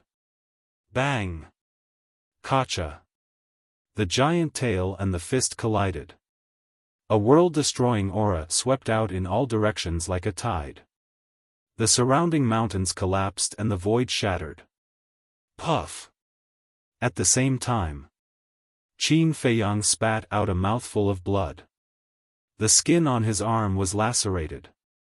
His entire body was like a meteor as he smashed into the lake below. Chapter 1963. Qin Dage. Fire Lotus's expression changed as she looked down and shouted. You greedy, stupid, despicable humans, don't even think about escaping today. The black dragon roared angrily as it raised its tail again and charged towards Fire Lotus. You dare to hurt Qin Dage, you're courting death. Fire Lotus's hair fluttered in the wind, her eyes were cold and her body emitted a murderous aura. Shwa! She took a step back and the power of the dead surged out like a tide towards the black dragon. What kind of divine power is this? The black dragon's pupils contracted. This divine power was actually able to ignore the defenses of the physical body and head straight for its sea of consciousness. I want you to die. Fire Lotus shouted coldly. You? A trace of disdain appeared in the black dragon's eyes as it roared and attacked the power of the dead. The power of the dead was immediately shattered. Fire Lotus's body trembled as she spat out a mouthful of blood and flew backwards. After all, the black dragon was too strong. And Fire Lotus was only an early-stage war god. No matter how strong her power of the dead was, it was impossible for her to hurt the black dragon. Ant, who will die? The black dragon's eyes were filled with murderous intent as its tail roared through the air and charged towards Fire Lotus. You dare to hurt her. But at this moment, a furious roar exploded in the lake. Following closely, a murderous aura rushed out of the lake like a volcano erupting. What? The black dragon looked at the lake in shock. It thought that this human had already died at the bottom of the lake, but it didn't expect him to still be alive. Voila! A huge wave rose up. Qin Feiyang held a blood-red sword as he charged out of the huge wave. His body was filled with murderous intent as he slashed towards the giant tail. What kind of divine weapon is this? The murderous aura is so terrifying. The black dragon's pupils contracted as divine power surged from its giant tail. With a deafening sound of wind and thunder, it charged towards Qin Feiyang. Humph! Qin Feiyang snorted coldly and didn't dodge. Clang! The blood-red sword struck the giant tail and sparks flew everywhere. The next moment, the dragon scales on the giant tail were shattered into pieces. Immediately after, with a painful cry, the dragon's tail was cut off on the spot. Voila! Dragon blood poured out like a waterfall and dyed the void red. How is this possible? The black dragon fled into the distance and stared in shock at the blood-colored sword in Qin Feiyang's hand. Fire Lotus flew to Qin Feiyang's side and asked with concern, "Qin Dage, are you all right?" "I'm fine. Why are you so impulsive?" Qin Feiyang looked at her with dissatisfaction. "I'm just angry. We're not here to take its divine soul. Why would it want to kill us?" Fire Lotus said unhappily. "What? You want to take this emperor's divine soul?" Black Dragon angrily said. "I did have that thought. However, every mystical dragon is extremely rare. I really can't bear to see them like this. But now, I've changed my mind. Today, I must take your divine soul. Because you've provoked me." Qin Feiyang's eyes flashed with blood-red light. The Black Dragon God panicked and said angrily, "If you have the ability, put down the divine artifact in your hand." "Divine artifact?" Qin Feiyang was slightly stunned and said jokingly, "If you have the ability, why don't you suppress your cultivation to the level of an early-stage war god?" "Okay." The Black Dragon agreed without hesitation and its cultivation rapidly plummeted. However, in the blink of an eye, it stabilized at the level of an early-stage war god. "Aya." Qin Feiyang was surprised. He actually did that? Wasn't this guy a little too confident? Qin Feiyang also waved his hand and the blood-red sword dissipated. Dissipated? Is it not a divine artifact? The Black Dragon's eyes widened. Qin Feiyang swallowed a healing pill and snorted, "Stop talking nonsense, let's fight." Swish. He took a step forward with an imposing aura. "Wait." The Black Dragon's eyes widened again. It finally noticed the purple-golden dragon blood on Qin Feiyang's body. How could a human have dragon blood? What the hell? However, Qin Feiyang ignored it and slapped the Black Dragon's body. Roar! The Black Dragon let out a cry and its huge body was sent flying into the mountains outside the lake. Boom! The giant mountains crumbled immediately. The earth also sank and a deafening rumble sounded like thunder. "Bastard, I'm talking to you. Didn't you hear me?" The Black Dragon got up and rushed into the sky and roared angrily. "I told you, stop talking nonsense." Qin Feiyang smiled coldly. "Okay. If you want to die, I'll grant you your wish." The Black Dragon was furious. Its divine power turned into a giant wave that covered the sky and pounced towards Qin Feiyang. The corners of Qin Feiyang's lips curled up, and the divine dragon force formed by the purple-gold dragon Qi surged out in all directions. Boom! The Black Dragon's divine power was instantly annihilated. What? The purple-golden dragon energy. The Black Dragon was dumbfounded again. Who was this person? Not only did he have the purple-golden dragon blood, but he also had the true purple-golden dragon energy. Could it be that he was not a human but a purple-golden dragon? Just as the Black Dragon was stunned, the purple-golden dragon energy roared out and drowned it. Ah! A scream suddenly resounded through the night sky. The dragon scales on the Black Dragon's body cracked and shattered one by one. In the blink of an eye, the Black Dragon's entire body was badly mutilated. Boom! But suddenly, the Black Dragon's aura was fully released. Its cultivation instantly soared to a half-step divine lord. Then, that huge body directly crushed over. The power of the purple-gold divine dragon immediately crumbled and ceased to exist. At the same time, a wisp of divine power flashed across the sky like lightning and swept towards Qin Feiyang's lower abdomen. It was a critical moment. Qin Feiyang's body tilted and that wisp of divine power immediately swept past his waist and tore a large piece of flesh. However, his lower abdomen and Qi had escaped. Qin Feiyang lowered his head and looked at the wound on his waist, then raised his head and glared at the Black Dragon angrily. "Do you want to say that I'm despicable? Hee hee. You're more despicable than me. The black dragon sneered. What do you mean? Qin Feiyang raised his eyebrows. The black dragon said, the dignified purple golden dragon actually pretended to be a pig to eat a tiger, pretending to be a lowly human. Qin Feiyang was stunned. Did this black dragon think that his real body was the purple golden dragon? The purple golden dragon blood, the purple golden dragon energy, aren't these the best proof? You still don't admit it? The black dragon said angrily. Fine. As you said, I'm the purple golden dragon. Qin Feiyang grinned and teleported in front of the black dragon. Bastard, you still won't stop? The black dragon roared and spat out a mouthful of dragon breath, pouncing towards Qin Feiyang with an earth-shattering force. Give me a taste of my own medicine.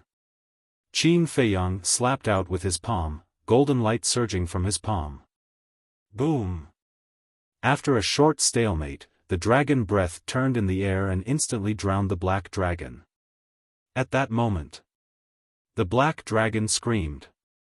Flesh and blood splattered everywhere. When the dragon breath dissipated, the black dragon was already on the verge of death. Qin Feiyang walked in front of the black dragon and said indifferently, Half-step Divine Lord, is only so. What the hell is going on? The black dragon looked at Qin Feiyang in shock. Half-step Divine Lord, although you haven't truly reached the Divine Lord realm, you're already not comparable to a war god. Normally speaking, with my cultivation, no matter how powerful the divine arts I have mastered, it's impossible for me to pose a threat to you. It's even more impossible for me to seriously injure you. But unfortunately, the divine arts I have mastered can ignore the barrier of the major realm. Qin Feiyang sneered. Ignore the barrier of the major realm. Hearing this, the black dragon's heart was in turmoil. There was actually such a divine art in the world? Are you convinced? Qin Feiyang asked. No. This emperor hasn't activated his battle soul yet. If you have the ability, wait for this emperor to recover from his injuries and fight again? The black dragon said angrily. Qin Feiyang said, for a defeated opponent, I don't want to waste any more time. The black dragon was stunned for a moment, then immediately burned with anger and roared, Bastard, is there a need to humiliate this emperor like this? This is the truth, how can it be called humiliation? Qin Feiyang was puzzled. The black dragon was so angry that he was about to go crazy. He took a deep breath and said in a deep voice, This emperor's skills are inferior, I admit defeat. If you want to kill me, then come. You have quite a backbone. Qin Feiyang chuckled. Humph. The black dragon snorted from his nose, closed his eyes, and quietly waited for death. But after waiting for a while, he didn't hear Qin Feiyang's movements, so he opened his eyes suspiciously. When he saw Qin Feiyang at this time, he was stunned. At this moment, Qin Feiyang was crossing his arms in front of his chest, and he had no intention of killing him. Didn't you want to take this emperor's divine soul? Why don't you do it? The black dragon raised his eyebrows. Qin Feiyang said indifferently, I changed my mind again, can't I? You really change your mind. Then tell me, what do you want to do? The black dragon asked. Qin Feiyang waved his hand, and Hui's shadow appeared again. The black dragon's eyes surged with anger. Qin Feiyang said, His strength, how is it? The black dragon frowned and said, Aren't you his friend? You still don't know? I ask, you answer. If you dare to say another word of nonsense, then I will really take your divine soul. Qin Feiyang said. The black dragon's pupils shrank and said, This person's cultivation is the same as yours, a low-level war god, but his methods are very terrifying, not inferior to yours. Not inferior to me? Qin Feiyang frowned. Yes. Half a month ago, he accidentally came here and discovered this emperor's existence. At that time, seeing that he was only a low-level war god, this emperor didn't take him seriously. But after fighting with him, this emperor found out that he was a bastard who pretended to be a pig to eat a tiger.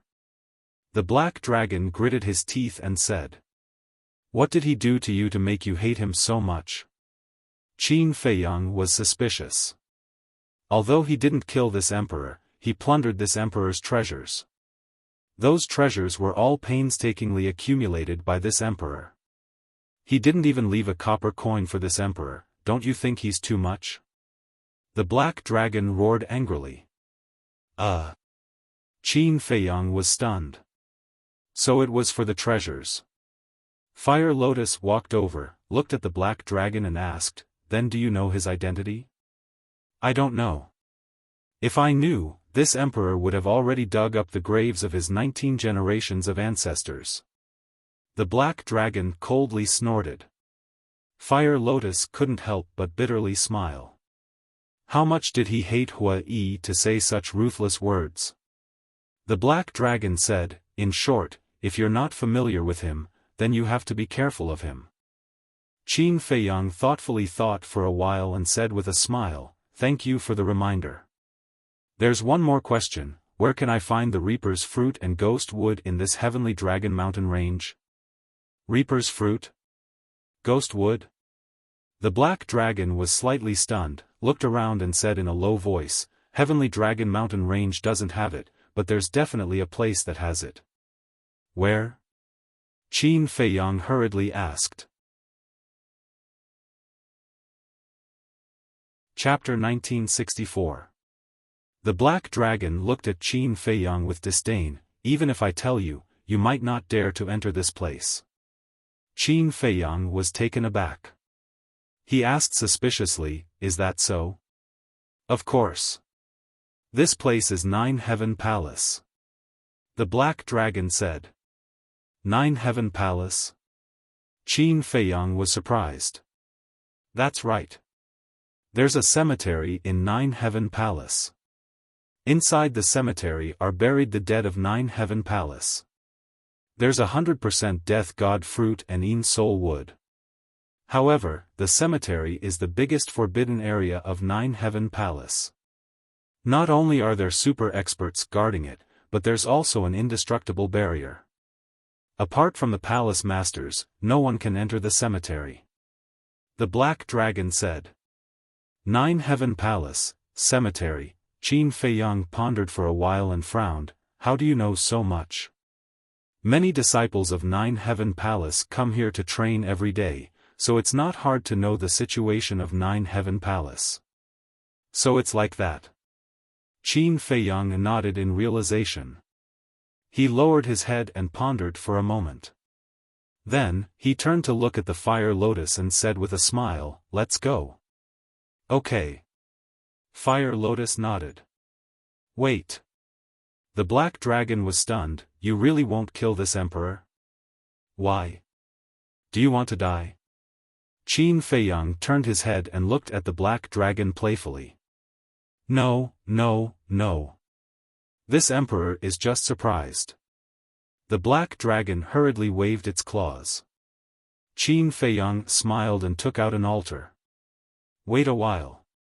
This emperor wants to ask, where is the purple gold divine dragon clan's land? How many clansmen do you have?" The black dragon hurriedly asked. "You really think I'm a purple gold divine dragon?" Qin Feiyang was speechless. Reviving the altar, he said without turning his head, "Don't tell anyone about what happened today, especially the purple gold divine dragon blood and purple gold divine dragon force." "Understood, understood. Your purple gold divine dragon clan must be plotting something." Black Dragon chuckled. Qin Feiyang rubbed his forehead, jumped onto the teleportation altar with the Fire Lotus, and soon disappeared without a trace. "I had originally thought that the purple gold divine dragon was only a legend. Never would I have imagined that the purple gold divine dragon actually existed in this world. It seems that there is hope for us dragons to rise again." The black dragon chuckled and entered the lake, disappearing without a trace.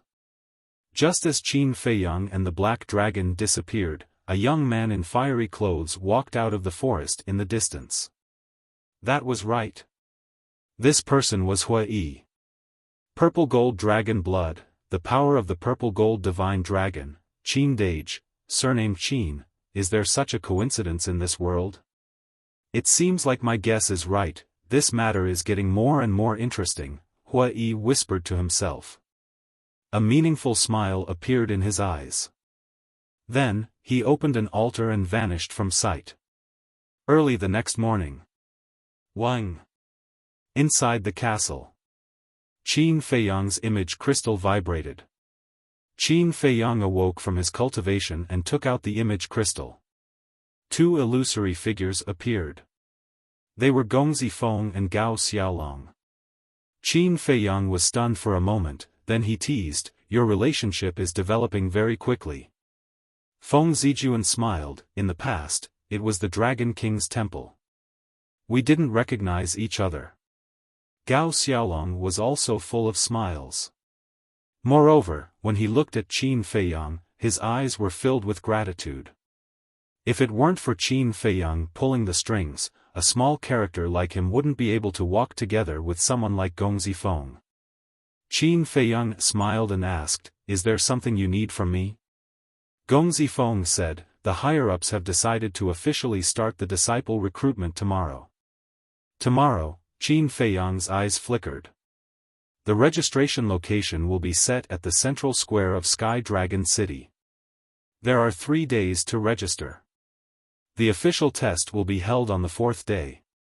Gongzi Feng said.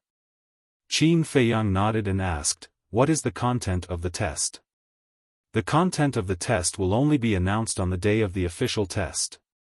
This is to prevent people from cheating. However, don't worry. We will think of a way to find out in advance. Gongzi Feng said. Can you do it? Qin Feiyang had a doubtful attitude. Gao Xiaolong smiled, "Big brother Jiang, I definitely can't do it. However, senior brother Jun can definitely do it." Why do you say that? Qin Feiyang was curious. Because the chief examiner of this test is senior brother Jun's father. Gao Xiaolong said. I see. Qin Feiyang came to a realization and smiled, "Gao Xiaolong, you should leave first.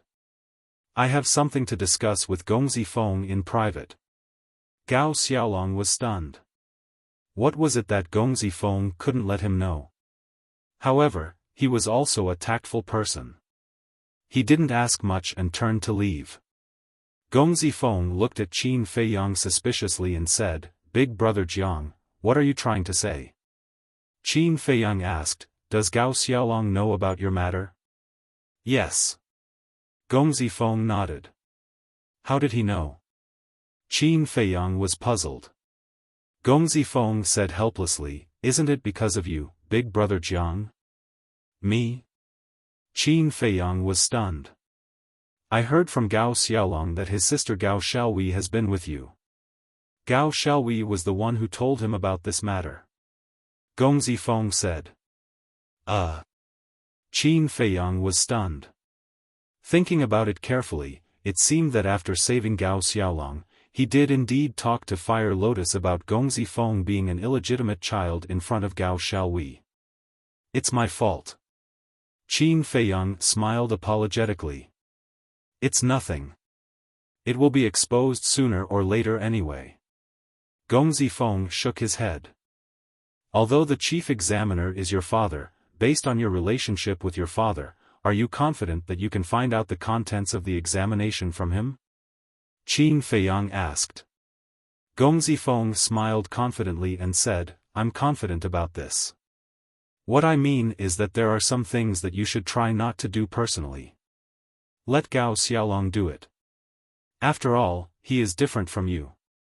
Even if he makes some mistakes, it won't bring about a fatal disaster. Qin Feiyang said.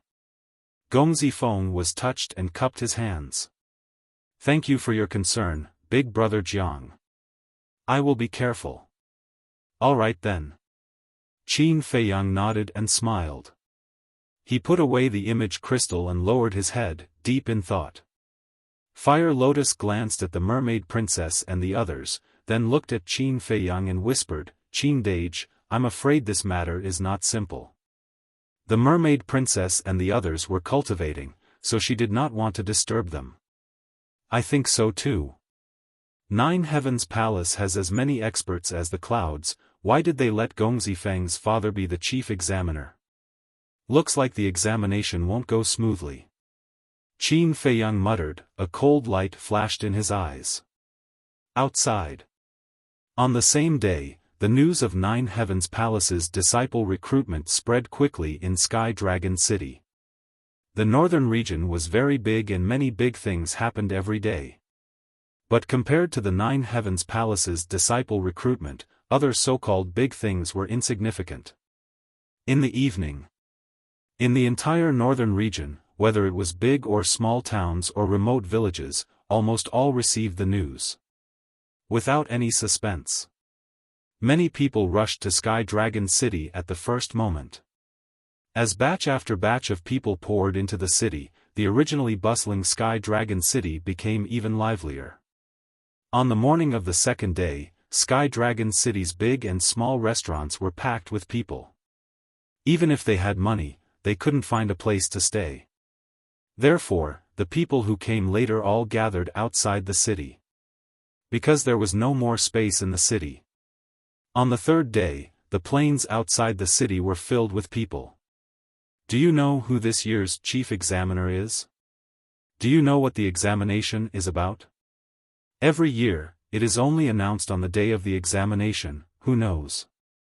But what is certain is that many people will die today. Yeah. Although Nine Heavens Palace is a cultivation holy land, the contents of the examination over the years are too cruel. Without the blessing of the goddess of victory, it is impossible to become a disciple of Nine Heavens Palace. If that is the case, then why did you come here? To join in the fun and broaden my horizons. Everyone gathered in twos and threes and discussed. Central Plaza. It was located at the center of Sky Dragon City, not far from the Treasure Pavilion and Jade Zither Pavilion. This place was more crowded than the other places. In the center of the plaza stood a dozen tall and sturdy men.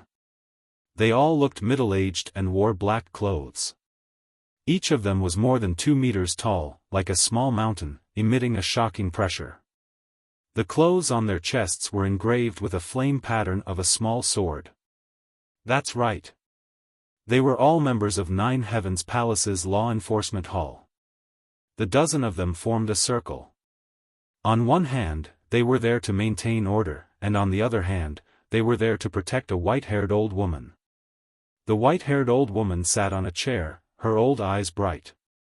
In front of her was a desk, and on the desk was a yin and yang ring. For every person who came forward to register, the white-haired old woman would take out a black token from the yin and yang ring and record their name and cultivation on it. Then, the old woman would hand the token to the person who registered. Soon, it was the third day of registration. It was also the last day. In these 3 days, other than the people who registered, there was one person who guarded the plaza all day. This person was a middle-aged man. His cultivation was not bad. He was a peak divine warrior. For the past 3 days, he had been standing outside the square, looking around as if he was looking for someone. Time passed, and the sky gradually darkened. 5 young men and women were walking on the street, talking and laughing. There were 2 men and 3 women. Of the 2 young men, one was wearing a snow-white robe, his temperament was otherworldly. The other was wearing a flaming robe, his fiery red hair fluttered in the wind, his entire person was like a ball of fire. That's right. The 2 of them were Qin Feiyang and Hua Yi. Of the 3 women beside them, one was wearing a mask, wearing a light yellow dress, her black hair fluttering in the wind, looking somewhat mysterious. This person was Fire Lotus without a doubt. The other 2 women were both wearing light golden long dresses. They were tall and slender, and had a graceful bearing. Moreover, they all had a devastatingly beautiful face. But the difference was that the woman on the left had a head of wavy golden hair, like a waterfall, extremely dazzling. In front of outsiders, she was like a goddess, sacred and inviolable. However, in front of Qin Feiyang, she showed a timid side, firmly holding onto Qin Feiyang's hand, her face glowing with happiness. There was no suspense.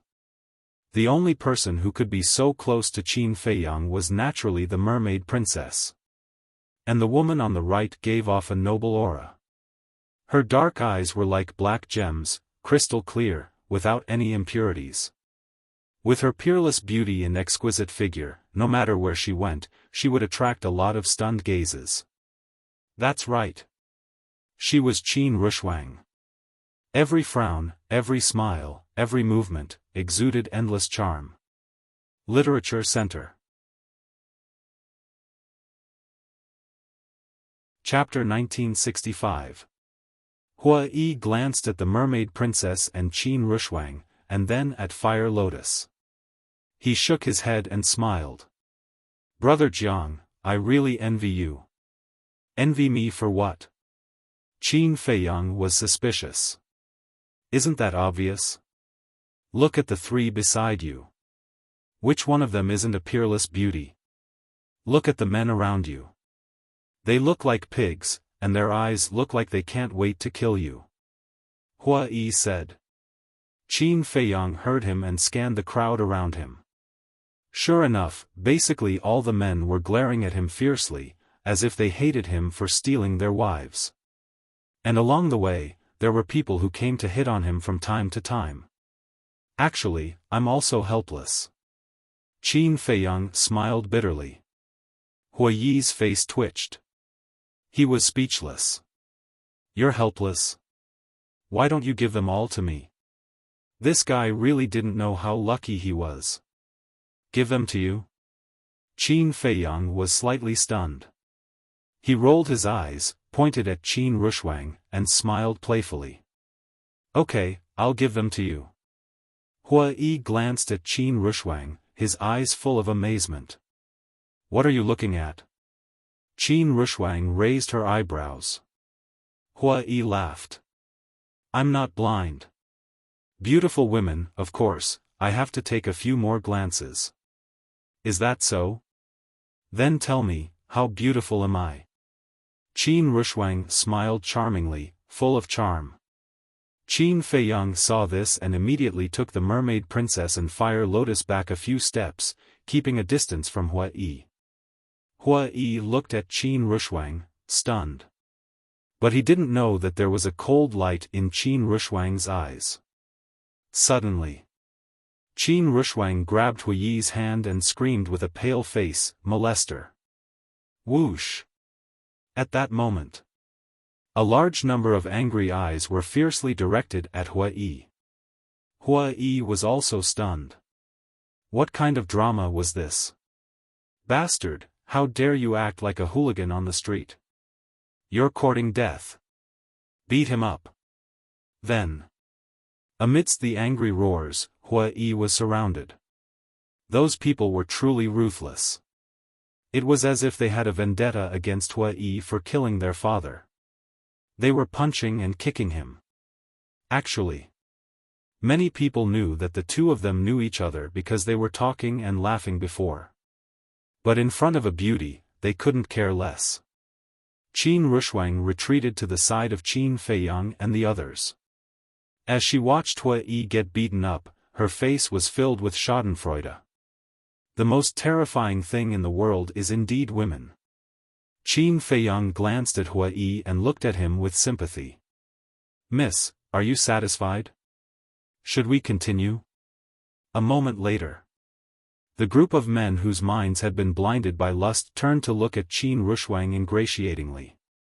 Thank you for upholding justice for this little girl. Qin Rushwang said coquettishly. No need, no need. Acting bravely for a just cause is what a man should do. Miss, may I get to know you? I'm Zhang San. I'm Li Si. My name is Lu Wu. The group immediately surrounded Qin Rushwang. What do you want? Qin Feiyang raised his eyebrows and stood in front of Qin Rushwang. Kid, who are you?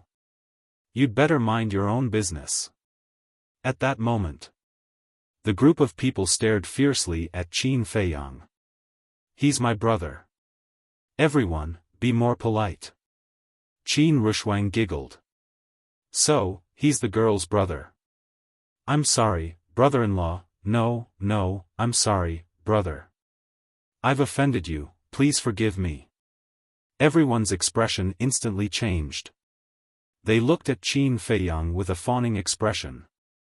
Qin Feiyang couldn't help but feel a headache coming on. In fact, when he left the castle, when Qin Rushwang and the mermaid princess told him that they also wanted to sign up for the assessment, he firmly opposed it. Because he was worried that such a thing would happen. Unfortunately, his opposition was useless. Not to mention the mermaid princess, just Qin Rushwang, who was at the level of a great-grandmother, he dared to be presumptuous? Disperse. I still have to sign up, I'm not in the mood to mess around with you. Qin Feiyang glanced at those who were trying to curry favor and waved his hand helplessly. A purple-clothed youth said, So, brother-in-law, what did you say? Qin Feiyang glared at him. No, it was a slip of the tongue. The purple-clothed youth quickly waved his hand and changed his words. So, brother, you also want to sign up for the assessment. How about this? I happen to be free, I'll lead the way. No need, I know where to go. Qin Feiyang held back his temper and said. The purple-clothed youth laughed. Don't be so polite. That's right. We're all family. Don't be so polite.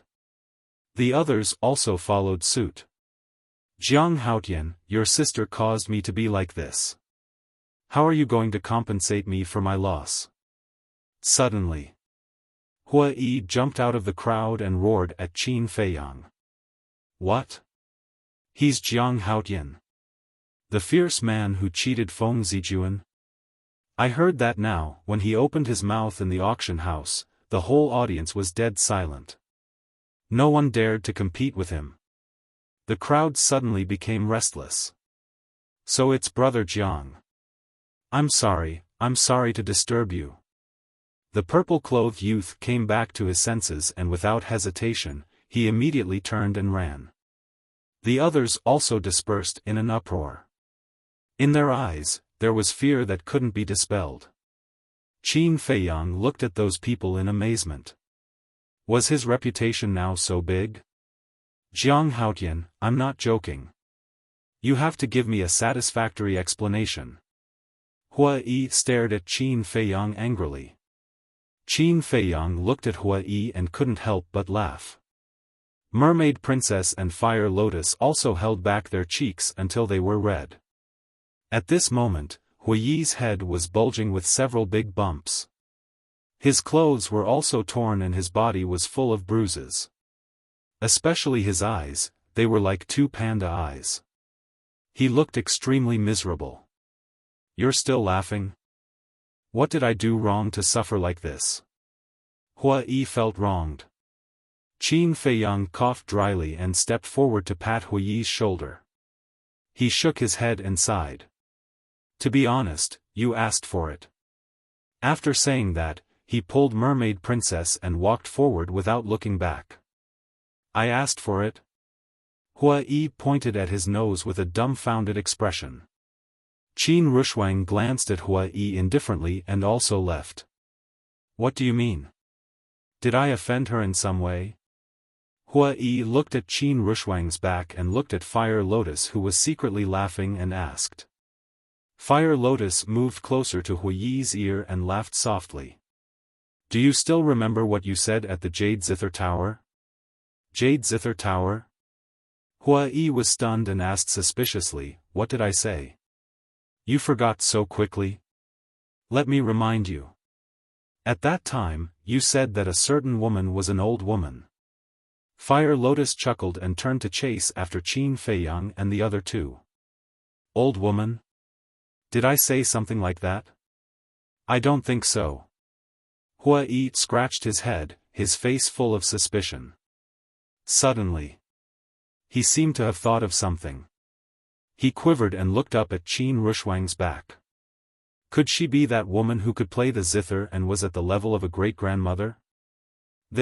How is this possible, great-grandmother and so young? So beautiful? Hua Yi stood there in shock, unable to recover for a long time. Brother Hua, if you don't hurry up, the people from Empyrean Palace might have to pack up. Qin Feiyang's voice rang out. Hua Yi came back to his senses and shook his head with a bitter smile. Trouble comes from careless talk. How could he have thought that a casual sentence would cause him to suffer like this? He's Jiang Haotian. So he's also preparing to enter Empyrean Palace. Looks like we'll have another formidable opponent this time. It doesn't matter if he's a formidable opponent. What annoys me the most is that he has such a beautiful woman by his side. And there's more than one. Gosh, it's really a few fresh flowers inserted in a pile of cow dung. After knowing Qin Feiyang's identity, no one dared to come and harass him. However, they all had a look of righteous indignation. Soon, the central square entered the sight of Qin Feiyang and the others. At this moment, there were many young talents in the square. Each of them had an extraordinary temperament. After hearing the commotion, they all turned their heads and looked at Qin Feiyang and the others. He's actually here too. Many people couldn't help but frown. He's finally here.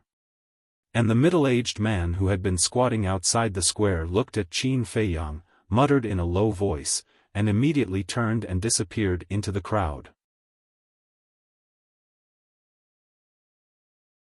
Chapter 1966. When Qin Feiyang and the others entered the square, everyone stepped back and made a path for them. Hua Yi said, "Brother Jiang, you have to thank Feng Zijuan for your current fame." "Yes, I have to thank him." Qin Feiyang snickered. He had become famous by stepping on Feng Zijuan's shoulder. Otherwise, who would recognize a small figure like him?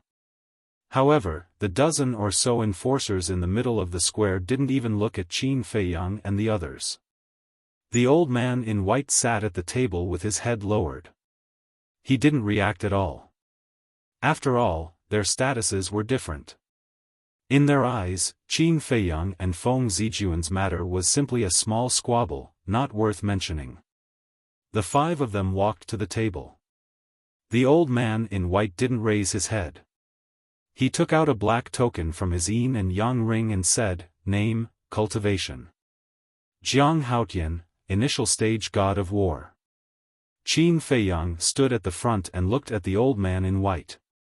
The old man in white waved his hand and a ray of light shot into the token. Then, he threw the token to Qin Feiyang. Qin Feiyang grabbed the token and looked at the old man in white suspiciously. Seeing that the old man didn't want to explain, he pulled the mermaid princess to the side. "Why are you pulling me?" Mermaid princess thought. "You can't enter Jiutian Palace." Qin Feiyang thought. "Why?" Mermaid princess didn't understand. "Didn't you see those guys before? They saw you as a piece of cake." Qin Feiyang snorted. Mermaid princess was dazed. Then, she smiled and said, "Are you jealous?" "No." Qin Feiyang coughed and shook his head expressionlessly. "If you're not jealous, why don't you let me enter Jiutian Palace?" Mermaid princess covered her mouth and laughed. Qin Feiyang looked embarrassed and said, "Anyway, no matter what, I won't let you show your face outside."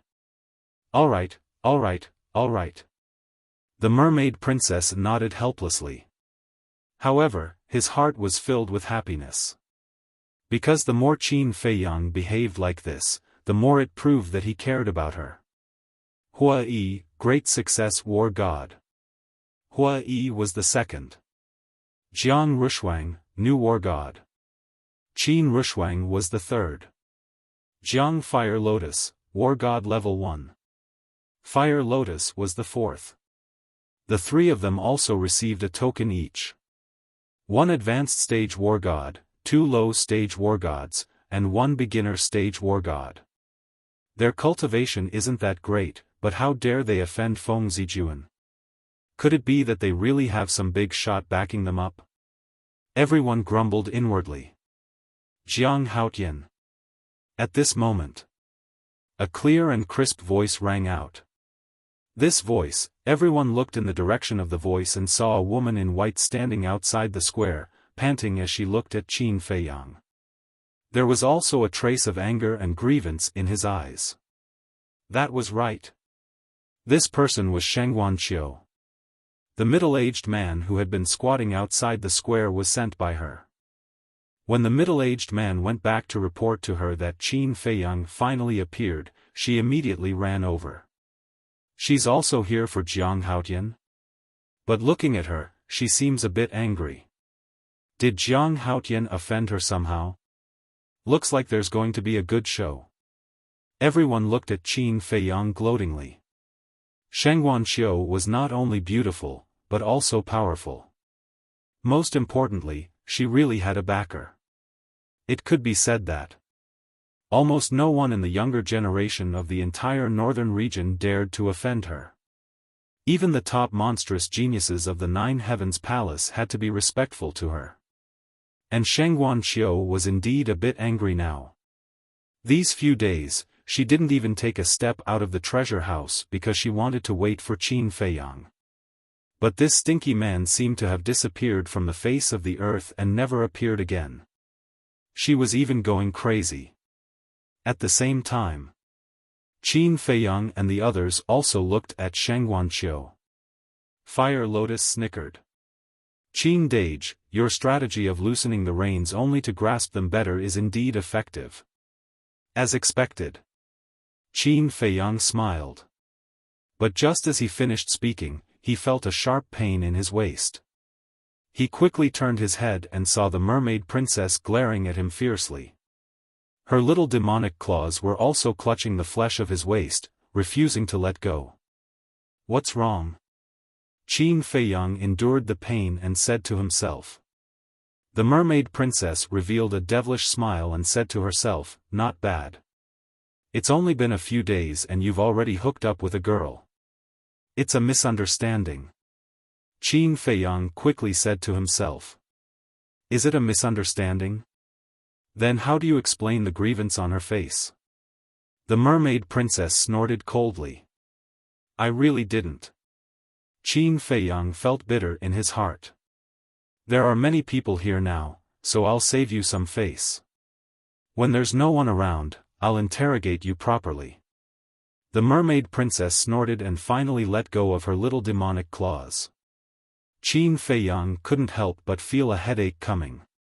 Then, he noticed that Hua Yi and the others were looking at him strangely.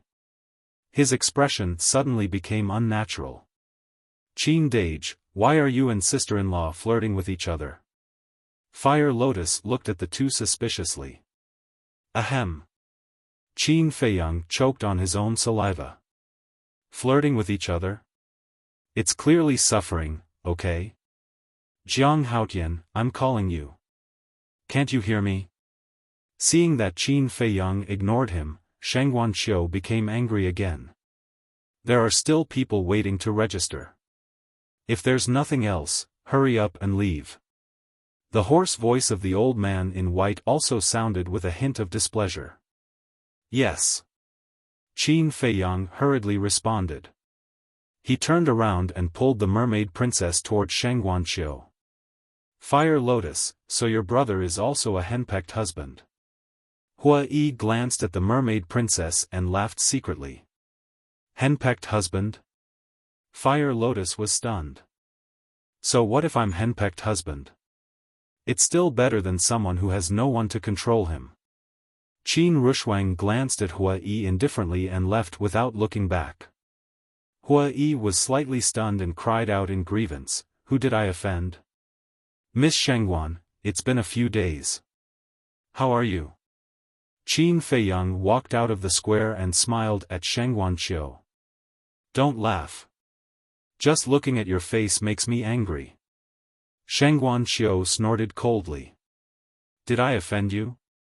Qin Feiyang was suspicious. You didn't? You told me that before you gave me the elixir, you came to the treasure pavilion every day. But after you gave me the elixir, you disappeared. What do you mean by that? Shangguan Xiu said angrily. Elixir? Disappeared? What's going on? The people around looked at each other in confusion. Qin Feiyang glanced at the crowd and said telepathically, "Miss, there are too many people here. Can we not talk about the elixir? I didn't say the name of the elixir. What are you afraid of?"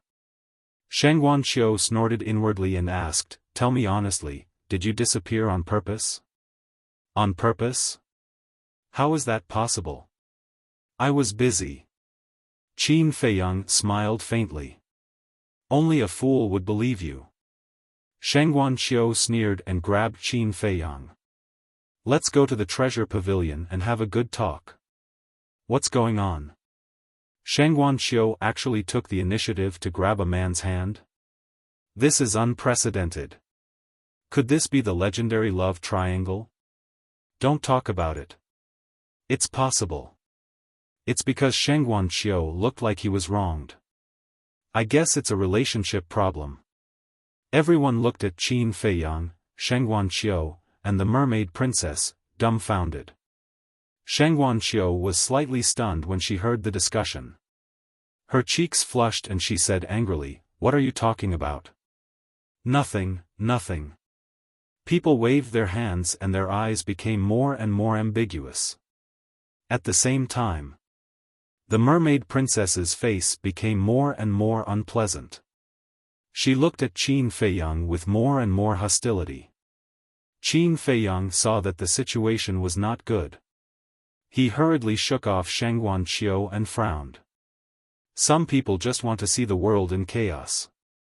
The more we explain, the more excited they become. Let's go.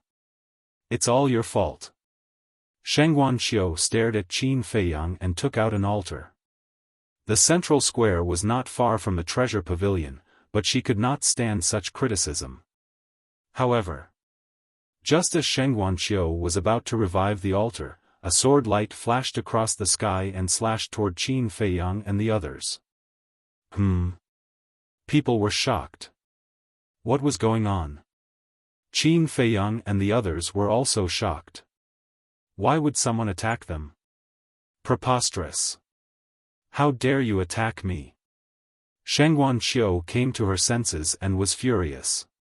She slapped the air and her divine power roared out. The sword light was instantly shattered. Who is it? Shangguan Xiu shouted and looked around. It's me. A cold voice sounded. People looked toward the voice and saw a woman in red standing in the back of the crowd with a red battle sword in her hand. But she was wearing a mask, so they could not see her face. However, the eyes that were exposed flickered with a shocking cold light. Shangguan Xiu sized up the woman in red, his eyes full of suspicion. Qin Feiyang and the others were also confused. But when they saw the battle sword in the woman's hand, Qin Feiyang and Fire Lotus's pupils shrank. It's her. Who are you? Why did you attack us? Shangguan Xiu raised his eyebrows.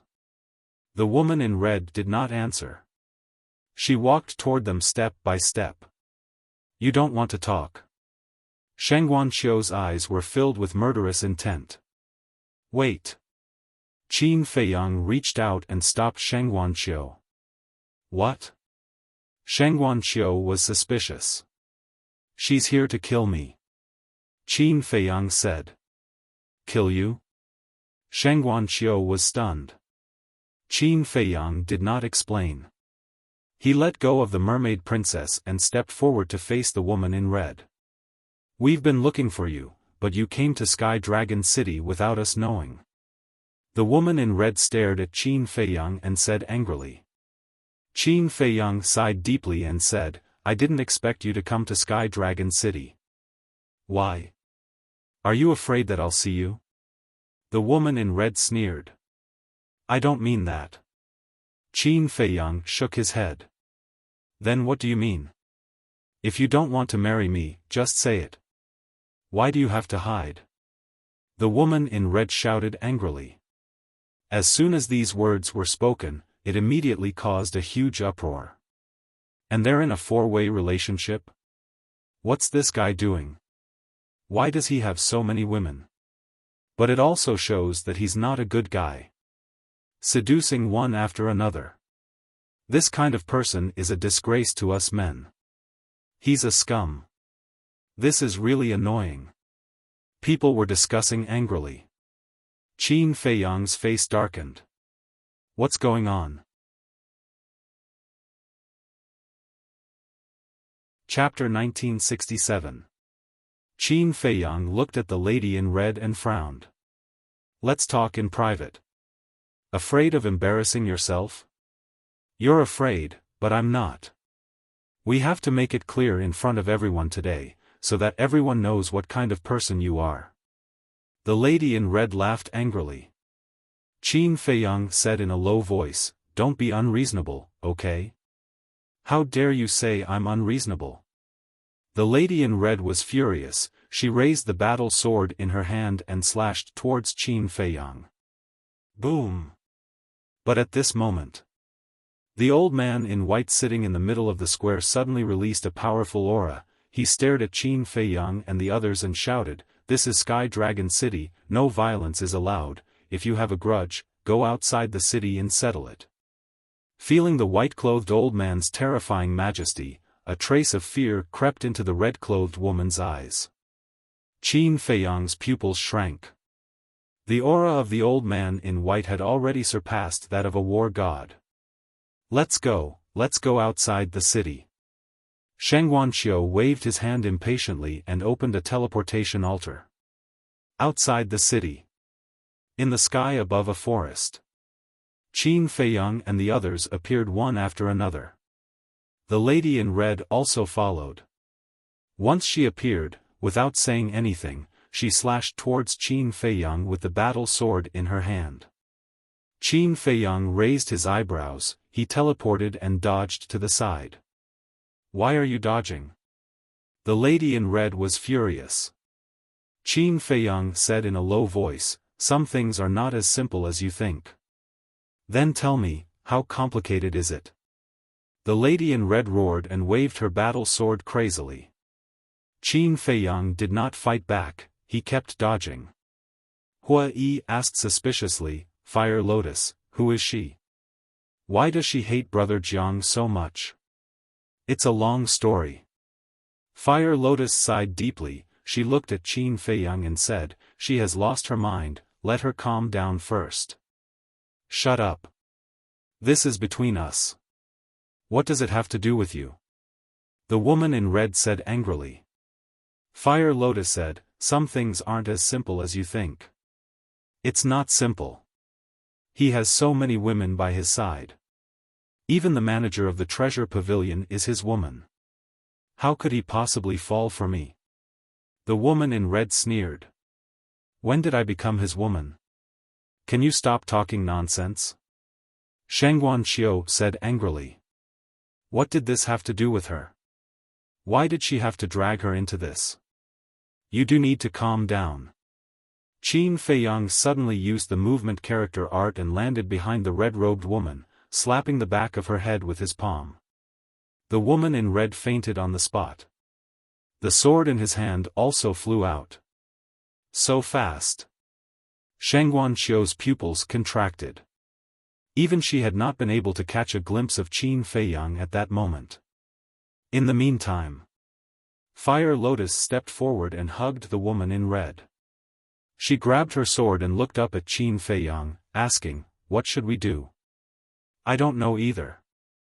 Qin Feiyang shook his head. Then let's find a place to let her sleep for a while. Fire Lotus said. Qin Feiyang nodded. Fire Lotus looked around and fixed her eyes on a mountain peak in the distance. She then flew toward the peak with the woman in red in her arms. Sigh. Qin Feiyang sighed and landed beside the mermaid princess. He looked at Hua Yi and said with a smile, Brother Hua, I have something to deal with. You go back to the Yuqin Tower first. We'll meet outside the city tomorrow morning. Okay.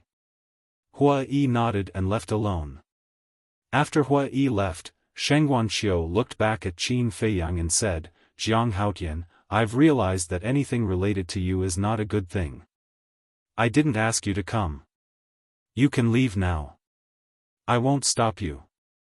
Qin Feiyang said lightly. You, Sheng Guanqiu stared at Qin Feiyang angrily. Qin Feiyang ignored him. He grabbed the mermaid princess' hand and said with a smile, Don't get me wrong. She came to me because she has business to discuss. But it seems that we can't talk about it now. Who said we can't talk about it? Sheng Guanqiu said hurriedly, Tell me, how many divine gems do you need to sell me the formula of the Juku Yellow Dragon Elixir? Divine gems? Qin Feiyang was stunned and said with a smile, Steward, are you sure? How can the formula of this elixir be bought with divine gems? Besides, I don't plan to sell it to you. Sheng Guanqiu frowned and said, If you don't want to sell it, why did you give me the elixir? Qin Feiyang said, I gave you the elixir to let you know the value of this elixir. I believe you've tried it. Otherwise, you wouldn't have come to me in person. Yes. I've tried it. It's exactly as you said. Sheng Guanqiu nodded. Qin Feiyang said, In that case, as a shrewd businessman, you should know that it's impossible for me to sell you the formula. Then tell me, what's your plan? Sheng Guanqiu asked. Her face was full of disappointment. In fact, she had expected that it would be impossible to get the formula. However, the formula of this elixir was too tempting. Therefore, she had a glimmer of hope. Now that her hope was dashed, she could only settle for the next best thing. My plan, Qin Feiyang pondered for a while and said with a smile, Actually, I'm very easy to satisfy. Let's work together. Work together? Sheng Guanqiu frowned. Yes. We'll work together and share the benefits equally. Qin Feiyang said. If that's the case, it'll involve a lot of problems. How are we going to split the benefits? Who will provide the herbs? Also, if you don't want divine gems, what do you want? Wait. Sheng Guanqiu said. Qin Feiyang said, I don't care about divine gems. I want soul stones. Soul stones, Sheng Guanqiu raised his eyebrows immediately. I know that the treasure school doesn't use soul stones for transactions. However, if you want to work with me, you have to use soul stones. There's no room for negotiation. Qin Feiyang said. You're going too far. Sheng Guanqiu was very dissatisfied. Then forget it. Qin Feiyang said with a faint smile. Sheng Guanqiu was quite angry. Young Master Jiang, you have to think carefully. If you leave the treasure school, even if you have the formula, it's not worth much. Is that so? Qin Feiyang laughed. Don't you know? The treasure school has branches in all the big and small towns in the entire northern region. In other words, the resources of the northern region are basically under the control of the treasure school. As long as the treasure school says the word, no one will sell you the herbs. Without the herbs, what's the value of your Juku Yellow Dragon Elixir? Sheng Guanqiu joked. From the beginning, she realized that she was in a passive position, so she wanted to take advantage of this to take the initiative. I won't doubt the ability of the treasure school. However, the treasure school is not the only one in the northern region. There's also the Ninth Heaven Palace. I believe that the Ninth Heaven Palace won't listen to the orders of the treasure school. Qin Feiyang said with a smile. This bastard, Sheng Guanqiu cursed in her heart. Why was he so difficult to deal with? Indeed. Although the treasure school was powerful, it could not interfere in the affairs of the Ninth Heaven Palace. Think about it carefully. We'll talk when you've made up your mind. Qin Feiyang smiled faintly. He turned and led the mermaid princess and Qin Rushwang to the peak of the mountain where the fire lotus was located. Wait, seeing this, Shengguan Xiu was very anxious.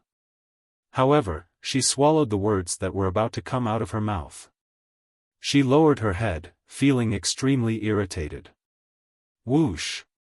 Just as Qin Feiyang and the others left, a young man in purple suddenly appeared in front of Shengguan Xiu.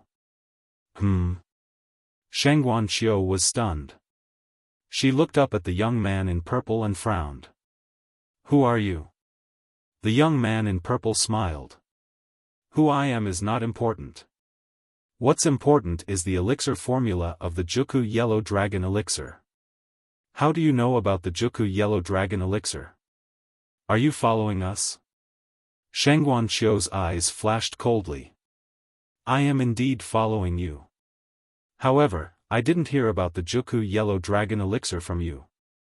The young man in purple said. What do you mean? Shengguan Xiu frowned. The young man in purple said, I mean, I also have the elixir formula of the Juku Yellow Dragon Elixir. Chapter 1968. What? Shengguan Xiu was shocked. I'm not lying to you. The young man in purple took out an elixir from his chest. Shengguan Xiu took a look. It was the 9-Chu Yellow Dragon Elixir. She looked at the young man in purple and asked, Do you know Jiang Haotian? That's none of your business. The young man in purple smiled. Shengguan Xiu's eyes twinkled. She asked, You showed up to cooperate with me? Yes. The young man in purple nodded. What's your condition? Shengguan Xiu asked. Jiang Haotian asked for soul stones, but I only asked for divine gems. The young man in purple smiled. Is there such a good deal? Shengguan Xiu looked at the young man in purple suspiciously. Yes, there is such a good deal. However, all the herbs will be provided by the treasure school, and I'm only responsible for refining them. We'll split the auction price 50-50. The young man in purple said. This, Shengguan Xiu hesitated. Although the treasure school would provide the herbs 50-50, compared to Qin Feiyang's condition, it was like a pie falling from the sky. Actually, you don't have to think too much. I don't have any other purpose. I just want to suppress Jiang Haotian. The young man in purple laughed. Suppress Jiang Haotian, Shengguan Xiu murmured. The young man in purple smiled. Steward, this is a once-in-a-lifetime opportunity. Shengguan Xiu thought for a while and nodded. Okay, let's cooperate. Let Jiang Haotian go to hell. The young man in purple laughed and stretched out his hand. You're indeed a smart man. I wish us a happy cooperation. Happy cooperation. Shengguan Xiu also stretched out her hand and shook hands with the young man in purple. The purple-clothed young man smiled. He lifted his head and looked at the mountain peak where Qin Feiyang and the others were. The corners of his mouth curled up slightly. He looked at Shengguan Xiu and said, I have something to do now. We will discuss the details tomorrow. Then I'll wait for you at the treasure school. Shengguan Xiu said. See you. After the purple-clothed youth finished speaking, he disappeared without a trace. At the mountain peak in the distance, Qin Feiyang did not know he was intercepted. He bent down and took off the woman's mask. Looking at the familiar face, his expression was complicated. Qin Rushwang asked, Is she Guosweki? Yes. Qin Feiyang nodded. Although Guosweki wore a mask and intended to conceal her identity, the sword revealed her identity. Because this battle sword was the Fire Dragon Divine Sword. The mermaid princess asked, Then what do you plan to do with her? A cold glint flashed in Qin Rushwang's eyes. Is there even a need to ask? Kill him. It's too cruel to kill her. After all, she was also kept in the dark about the engagement. The mermaid princess said. Girl, you're still speaking up for her? Do you have a fever? Qin Rushuang touched the mermaid princess's forehead and frowned. I'm not speaking up for her. She's just too pitiful. Look at her now. She still thinks that the marriage contract is real. The mermaid princess said. You're overflowing with sympathy. Qin Rushuang shook her head and said, if we really let her go, not only will she continue to pester us, but she will also pose a great threat to us. What threat? The mermaid princess was suspicious. She knows our true identity. Wouldn't it be troublesome if she leaks it out? Also, you should know that the Guo family's destruction is also related to us. Qin Rushuang said. Seems like it. The mermaid princess nodded in realization. If Guo Sueki knew about this, she would definitely think of ways to take revenge on them. That's why we must not let this woman live. A shocking murderous intent appeared in Qin Rushuang's eyes. She raised her index finger and pointed in the air. A streak of divine power immediately appeared and swept toward Guo Sueki's forehead. However, at this moment, Guo Sueki, who was lying on the ground, and the fire dragon divine sword disappeared from their sight. Qin Rushuang was stunned. She immediately released her divine sense and covered the surroundings. However, she did not find any trace of the spatial divine item in the void. What's going on? Everyone looked at the void of space in shock.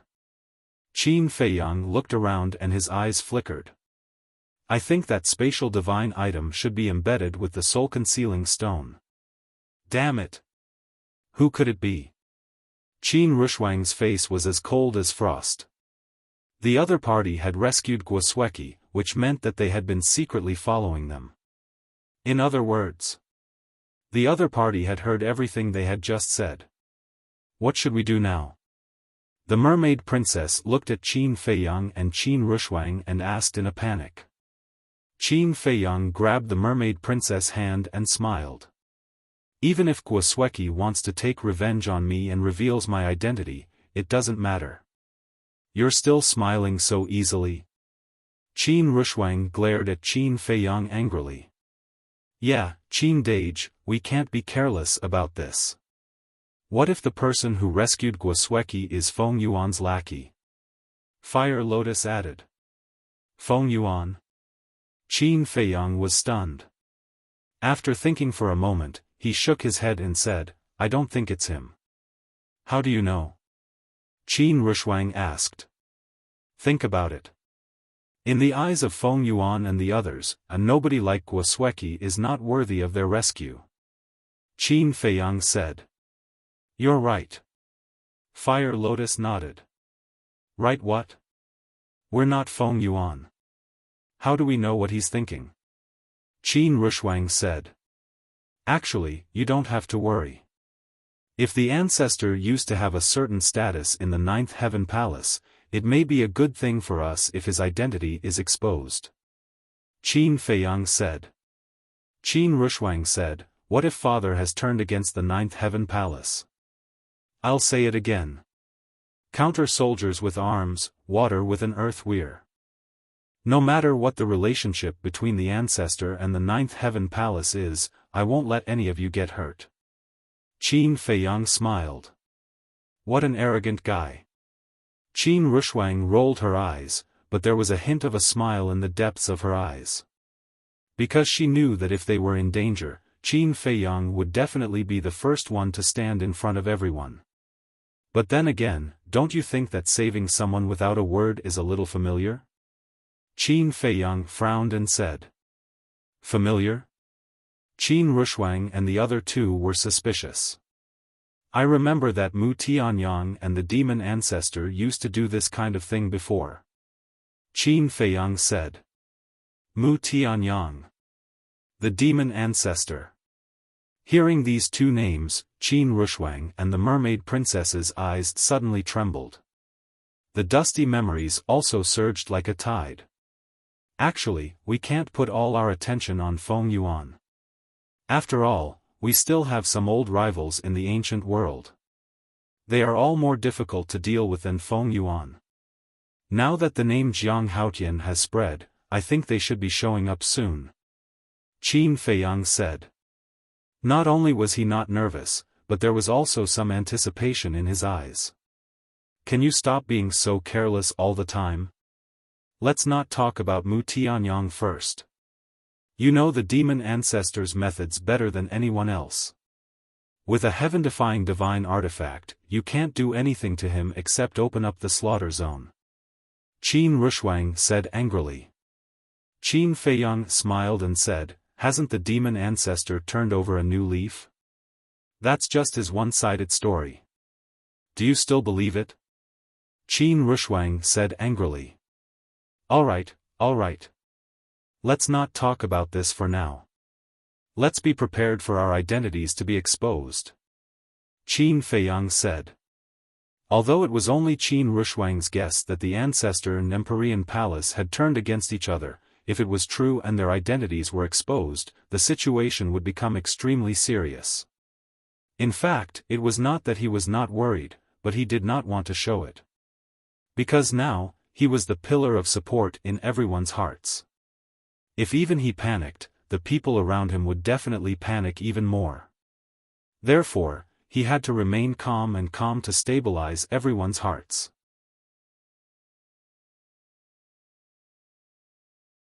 Chapter 1969. At the same time. Sky Dragon City, Jade Zither Tower. On the 7th floor, in a room, the fragrance of tea filled the air. A young man sat beside the coffee table, holding an exquisite teacup and slowly tasting it.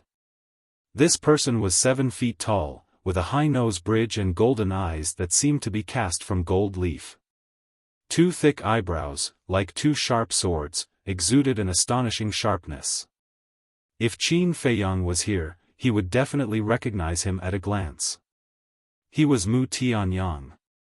At this moment, Mu Tianyang had already taken off his dragon robe, wearing a purple robe and a purple crown. However, his temperament did not change at all. He sat there like an emperor, emitting a terrifying and oppressive aura. Dong! Suddenly, there was a knock on the door. Mu Tianyang looked up at the door and said, "Come in." The door was pushed open, and another young man in purple strode into the room. After closing the door, the young man in purple quickly walked in front of the man and said respectfully, "Greetings, ancestor." Since he would address Mu Tianyang as such, the identity of the young man in purple was naturally revealed. Mu Qing. Mu Tianyang asked, "How is it?" Mu Qing said, "Not only Qin Feiyang, but the mermaid princess and Qin Rushuang also came to the ancient world.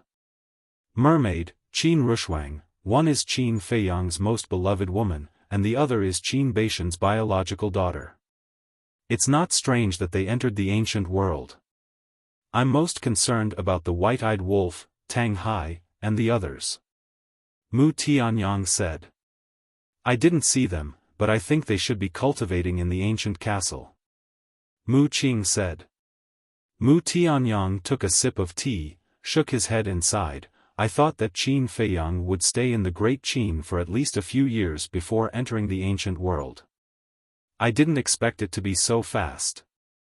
Mu Qing snorted coldly. "Coming to the ancient castle is courting death." "Courting death? Haven't you suffered enough at his hands? You still dare to underestimate him?" Mu Tianyang raised his eyebrows and said angrily. "Ancestor, please calm your anger." Mu Qing's expression changed as she said hurriedly. "Remember, never underestimate him. In the past, it was because I underestimated him that I ended up in such a miserable state." Mu Tianyang snorted coldly. "Mu Qing will bear this in mind." Mu Qing replied respectfully. Mu Tianyang's expression eased a lot as he asked, "Is there anything else?" Mu Qing said. He took out the Juku Yellow Dragon Elixir and prepared to cooperate with Shangguanqiu. This is indeed his style. Mu Tianyang raised his eyebrows. "However, this matter has already been ruined by me." Mu Qing sneered. What do you mean? Mu Tianyang was stunned and looked at Mu Qing curiously. Mu Qing briefly explained the situation at that time.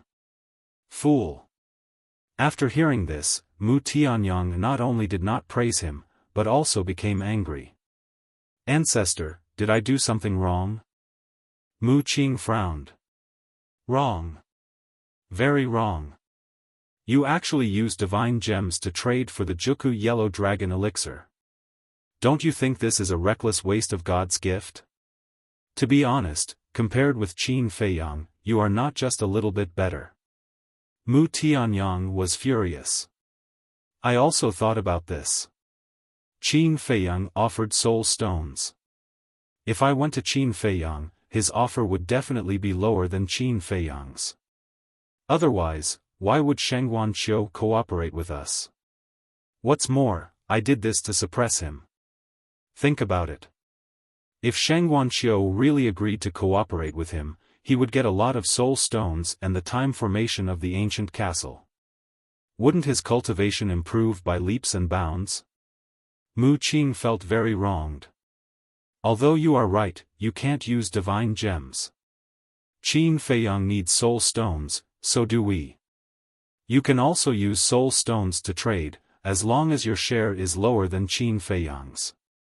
For example, if Qin Feiyang and Shengguan Qiu split it 50-50, then we can split it 40-60. In this way, Shengguan Qiu will still cooperate with us, right? Mu Tianyang said angrily. This, Mu Qing was stunned. At that time, he only wanted to suppress Qin Feiyang, so he did not think so much. After pondering for a while, Mu Qing looked at Mu Tianyang and said, how about I talk to Shengguan Qiu again? Forget it. Businessmen hate people who go back on their words the most. In their eyes, this kind of person is very unreliable. If we change our mind now and talk to her again, I think she would rather cooperate with Qin Feiyang than us. Mu Tianyang rubbed his forehead and said. Mu Qing lowered his arms and said, Ancestor, I'm sorry. It's my fault. I didn't think it through. Mu Tianyang said, it's good that you know you are wrong. Think more before you do things in the future. Don't be impulsive. Yes. Mu Qing replied. Mu Tianyang pondered for a while and said, actually, this matter hasn't reached the point of no return. Ancestor, what's your plan? Mu Qing was suspicious. Don't we still have the 9 turns dragon blood elixir? Let's cooperate with Shengguan Qiu first. When we taste the dessert, we will show the 9 turns dragon blood elixir. When I think about it, she probably won't refuse to trade with soul stones. Mu Tianyang said. That makes sense. Mu Qing nodded with a smile and said, also, there are potential elixirs, potential elixirs. Mu Tianyang was angry again and shouted, I said you were stupid. You really don't know it. Mu Qing was stunned. Was he wrong again? Do you know why Qin Feiyang didn't use the potential elixir but the 9 turns yellow dragon elixir? It's because the potential elixir is too heaven-defying. Don't you know that treasuring a jade ring is a crime? Once the treasure pavilion knows about the existence of the potential elixir, what do you think they will do? They will definitely think of ways to force us to hand over the elixir recipe. Even if the treasure pavilion doesn't do that, what about others? Once they find out the origin of the potential elixir, will they let us go? Mu Qing, oh Mu Qing, you really have to use your brain properly. Right now, we are no longer in the Great Qin or the Forgotten Continent. We are in the ancient world.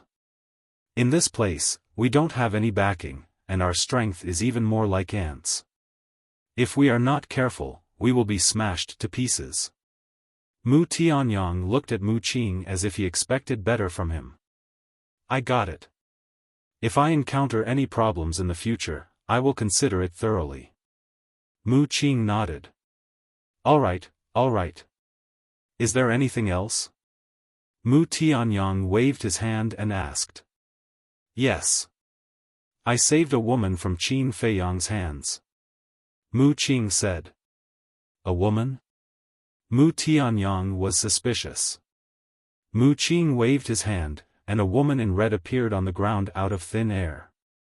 It was Guosweki. At this moment, she was still unconscious. Who is she? Mu Tianyang sized up Guosweki and asked. Her name is Guosweki. I don't know who she is exactly. But it seems that she is engaged to Qin Feiyang. However, this engagement seems to be fake. Mu Qing said. Engagement? Mu Tianyang was stunned. I think she seems to hate Qin Feiyang very much, so I saved her along the way. Mu Qing said. Mu Tianyang pondered for a moment, and a cold light flashed in his eyes. Then let's keep her. Perhaps she will be a useful chess piece. In the ancient castle, everyone went back to cultivating. Only Qin Feiyang and Fire Lotus did not cultivate. Fire Lotus could not cultivate because she could not. Qin Feiyang leaned against the wall absent-mindedly. He lowered his head and crossed his arms, as if he was thinking about something. Fire Lotus asked suspiciously, "What are you thinking about? Why are you so engrossed?" "I'm thinking about Gong Zifeng and Gao Xiaolong. Why haven't they sent me a message yet? Did something happen?" Qin Feiyang frowned. "I don't think so." Fire Lotus muttered. Time passed. It was dawn. Buzz. Finally. Qin Feiyang's image crystal rang. He was refreshed and quickly took it out. A virtual image appeared. It was Gong Zifeng. "You must have waited for a long time, Brother Jiang." Gong Zifeng smiled. However, although he was smiling, his forehead was full of sweat. "What are you doing?" Qin Feiyang looked at him in confusion. Gong Zifeng shook his head and sighed. "I still underestimated my father's hatred for me. It's really not easy to find out this information." "What do you mean?" Qin Feiyang was puzzled. "I went to look for him, but he didn't want to see me at all. In the end, I had no choice but to try Feng Zihan. Although my elder sister didn't like me, fortunately, I wasn't wary of her. I got some very useful information from her."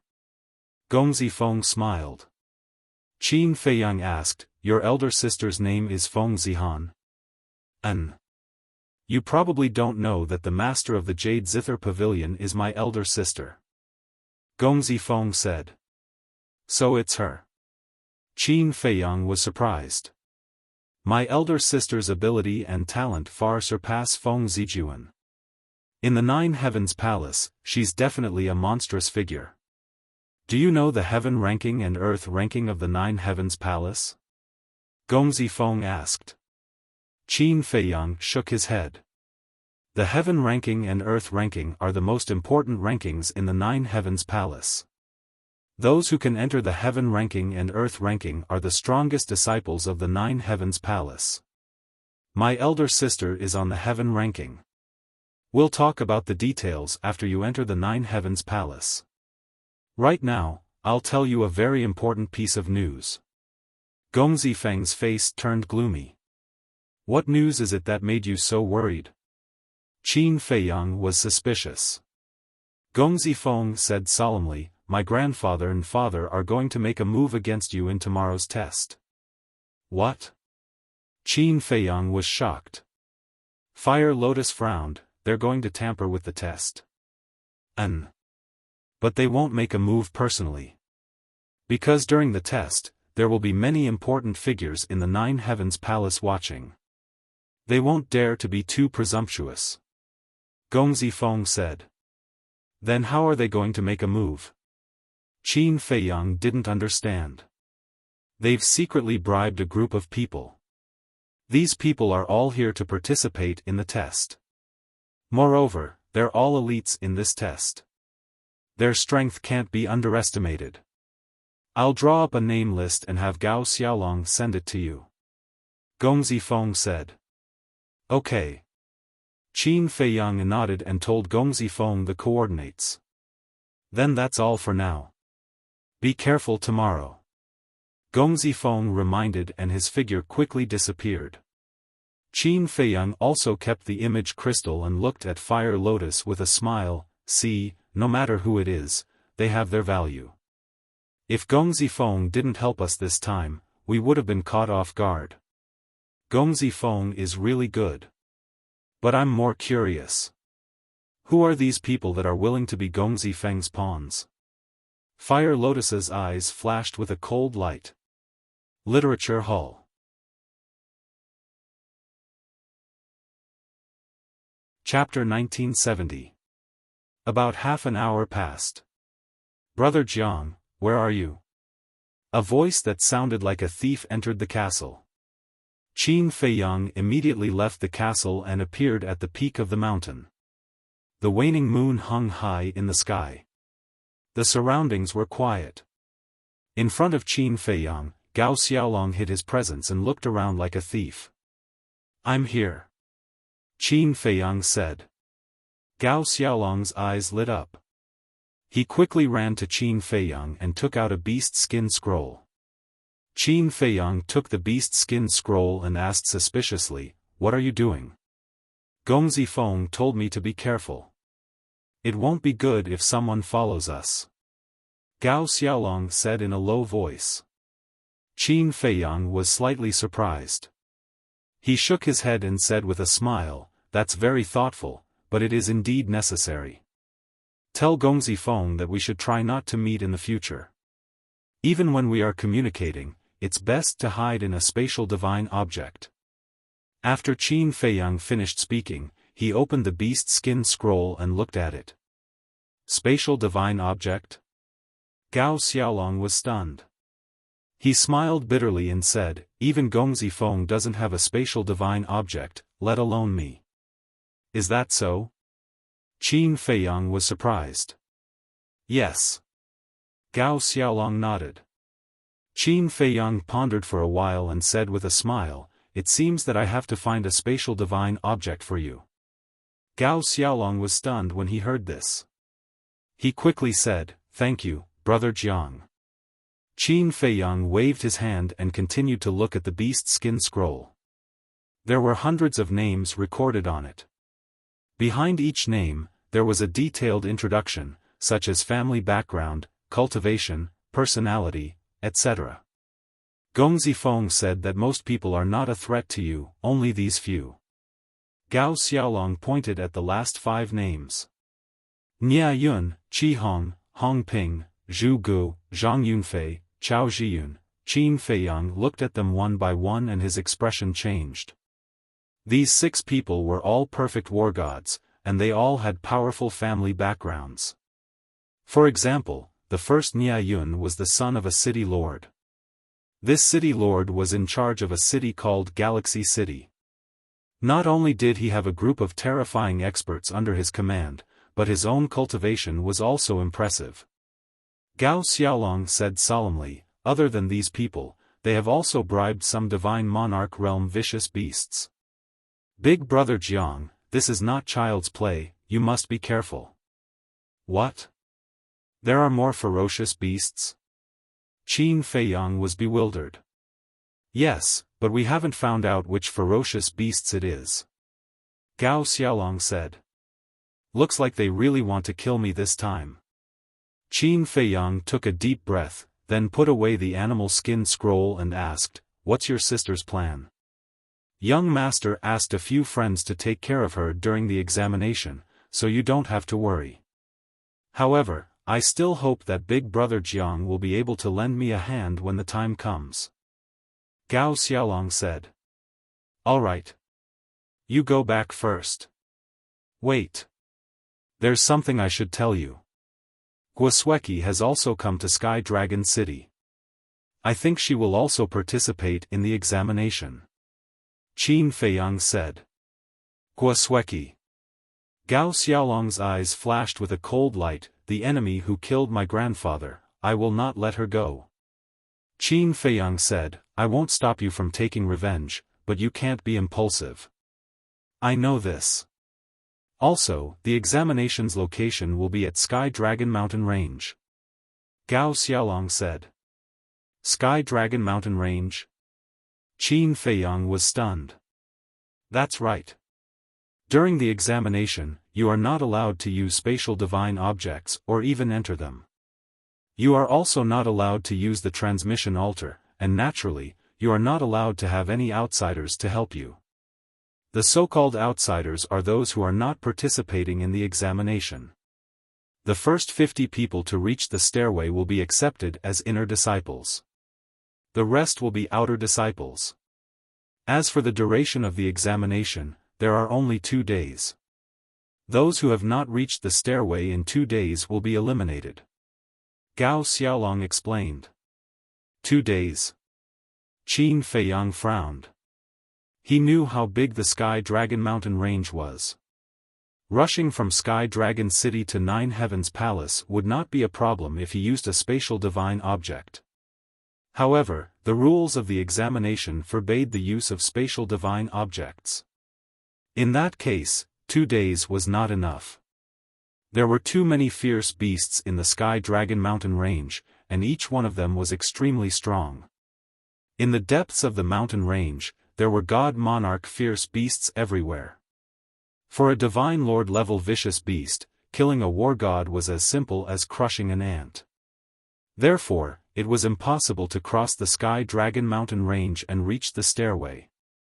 Most importantly, those who participated in the examination would definitely kill each other. This was undoubtedly more difficult. It seemed like the Nine Heavens Palace's examination was not that easy to pass. To be honest, this examination is more difficult than the previous ones. I can already imagine the scene of corpses everywhere. Big Brother Jiang, you must not be careless. Gao Xiaolong reminded. Don't worry, I will do my best. Qin Feiyang said. Gao Xiaolong nodded and did not linger. He opened a transmission altar and left. Feng Yuan, you guys are really relentless. However, if a few Perfection Realm battle gods want to kill me, you guys are underestimating me, Qin Feiyang. Just wait and see, you will regret it. Qin Feiyang looked at the night sky and muttered. He entered the ancient castle and began to adjust his state of mind. He did not care about those who participated in the examination. Only the fierce beasts in the Sky Dragon Mountain Range were his biggest concern. Although the 6-word divine formula could ignore major realms, the world was unpredictable. What if a powerful fierce beast jumped out? Moreover, the 6-word divine formula was his trump card. He did not want to reveal it so easily. After all, Gao Xiaolong had said that the important figures of Nine Heavens Palace would be watching the examination. If he revealed the 6-word divine formula, it would definitely cause a commotion. This was not what he wanted. Time flew by. Early morning. The night dispersed and everything came back to life. Outside the western city gate. At this moment, there was a sea of people. At a glance, there were at least 100,000 people. Do any of you have any insider information? Where is the location of the examination? This kind of thing is confidential, how could anyone know? Everyone discussed as they waited for the arrival of the people from Nine Heavens Palace. The sun gradually rose from the horizon. Swoosh! Suddenly, a figure appeared in the sky above the plain. It was a middle-aged man wearing a black robe. He was 7 feet tall and had a cold face. His hands were behind his back and his aura was unfathomable. It's Nine Heavens Palace's law enforcement elder, Feng Wenhai. Everyone, quiet down. The originally noisy plane instantly fell into a dead silence. Everyone looked at Feng Wenhai with eyes full of respect. Feng Wenhai glanced at the crowd and did not ask if anyone was present. He said directly, the location of the examination is in the Sky Dragon Mountain Range. What? Sky Dragon Mountain Range? Once these words came out, everyone's face changed color and was filled with fear. At this moment, 2 men and 2 women walked out from the city gate side by side. They stood behind the crowd and looked up at Feng Wenhai. It was Qin Feiyang and the others who had arrived late. However, at this moment, everyone was in a state of panic and did not notice them. Even if they did, they would definitely not be in the mood to pay attention to the 4 of them. Hua Yi sent a sound transmission, "Brother Jiang, he is Feng Zijuan's father." "Very strong," Qin Feiyang muttered. "Of course. It is said that his cultivation has already surpassed the Divine Lord." Hua Yi said. "Transcendental Divine Lord?" Qin Feiyang was shocked. "Wait a moment, Elder. Who doesn't know how dangerous the Sky Dragon mountain range is? Aren't you deliberately sending us to our deaths? This is not fair. Although the previous examinations were also very cruel, compared to this time, it is like heaven and earth. I can guarantee that no one in this examination will come back alive." After a moment of silence, many people began to protest.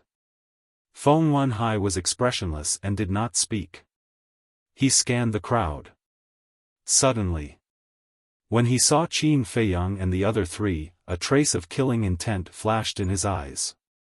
However, he did not look at them for long and immediately swept his gaze over the others. "Elder, you are too much, you don't treat us as humans at all. The location of the examination must be changed." "That's right. Even if it is your 9-heaven palace, you can't deliberately harm us." Everyone became angrier and angrier as they roared at Feng Wenhai. "It is indeed a bit too much." Hua Yi shook his head. "Big brother Hua Yi, are you also afraid?" Fire Lotus covered her mouth and laughed. "Sky Dragon Mountain Range is the headquarters of the beasts of the northern region. Do you think I am not afraid? Especially in the depths, a Divine Lord level beast is enough to wipe out all of us here." Hua Yi sighed and looked up at Feng Wenhai, frowning. What are the people of 9-heaven palace thinking? Time passed breath by breath. A moment later, Feng Wenhai finally opened his mouth and said coldly, "Have you all said enough? If you have, then shut up for this seat." Everyone's pupils shrank. The plane once again fell into dead silence. However, although everyone no longer said anything, their eyes still expressed their dissatisfaction. The location of the examination and how the examination will be conducted is decided by my 9-heaven palace. If you want to enter 9-heaven palace, you have to accept it. If you are afraid, then don't go in. This seat will not stop you. Next, this seat will explain the rules of the examination. Feng Wenhai completely ignored everyone's protest and continued to speak. The content was exactly the same as what Gong Zong Feng had inquired. "Too much, too much. We can't even use spatial divine items. I give up on this examination. I give up too, my life is more important." After hearing the rules, a large number of angry roars sounded. Whatever. Last but not least, the first person to reach the stairway to heaven will be rewarded with a peak divine technique, a peak divine artifact, and 100,000 soul stones. This is a temporary decision made by the leaders and is also the greatest encouragement for you. Now, the examination begins. After Feng Wenhai finished speaking, he turned around and left. What? Peak divine technique, peak divine artifact. 100,000 soul stones. There has never been such a reward in history. Are we really going to give up? I'm a little unwilling. The reward is very generous, yes, but you have to be alive to enjoy it. If you're not afraid of death, then go, I won't participate anyway. Some people hesitated. Some people turned around and left without hesitation. But there were also people who resolutely rushed towards the Sky Dragon Mountain Range under the generous reward. For a time, the plane was in chaos. Literature Hall.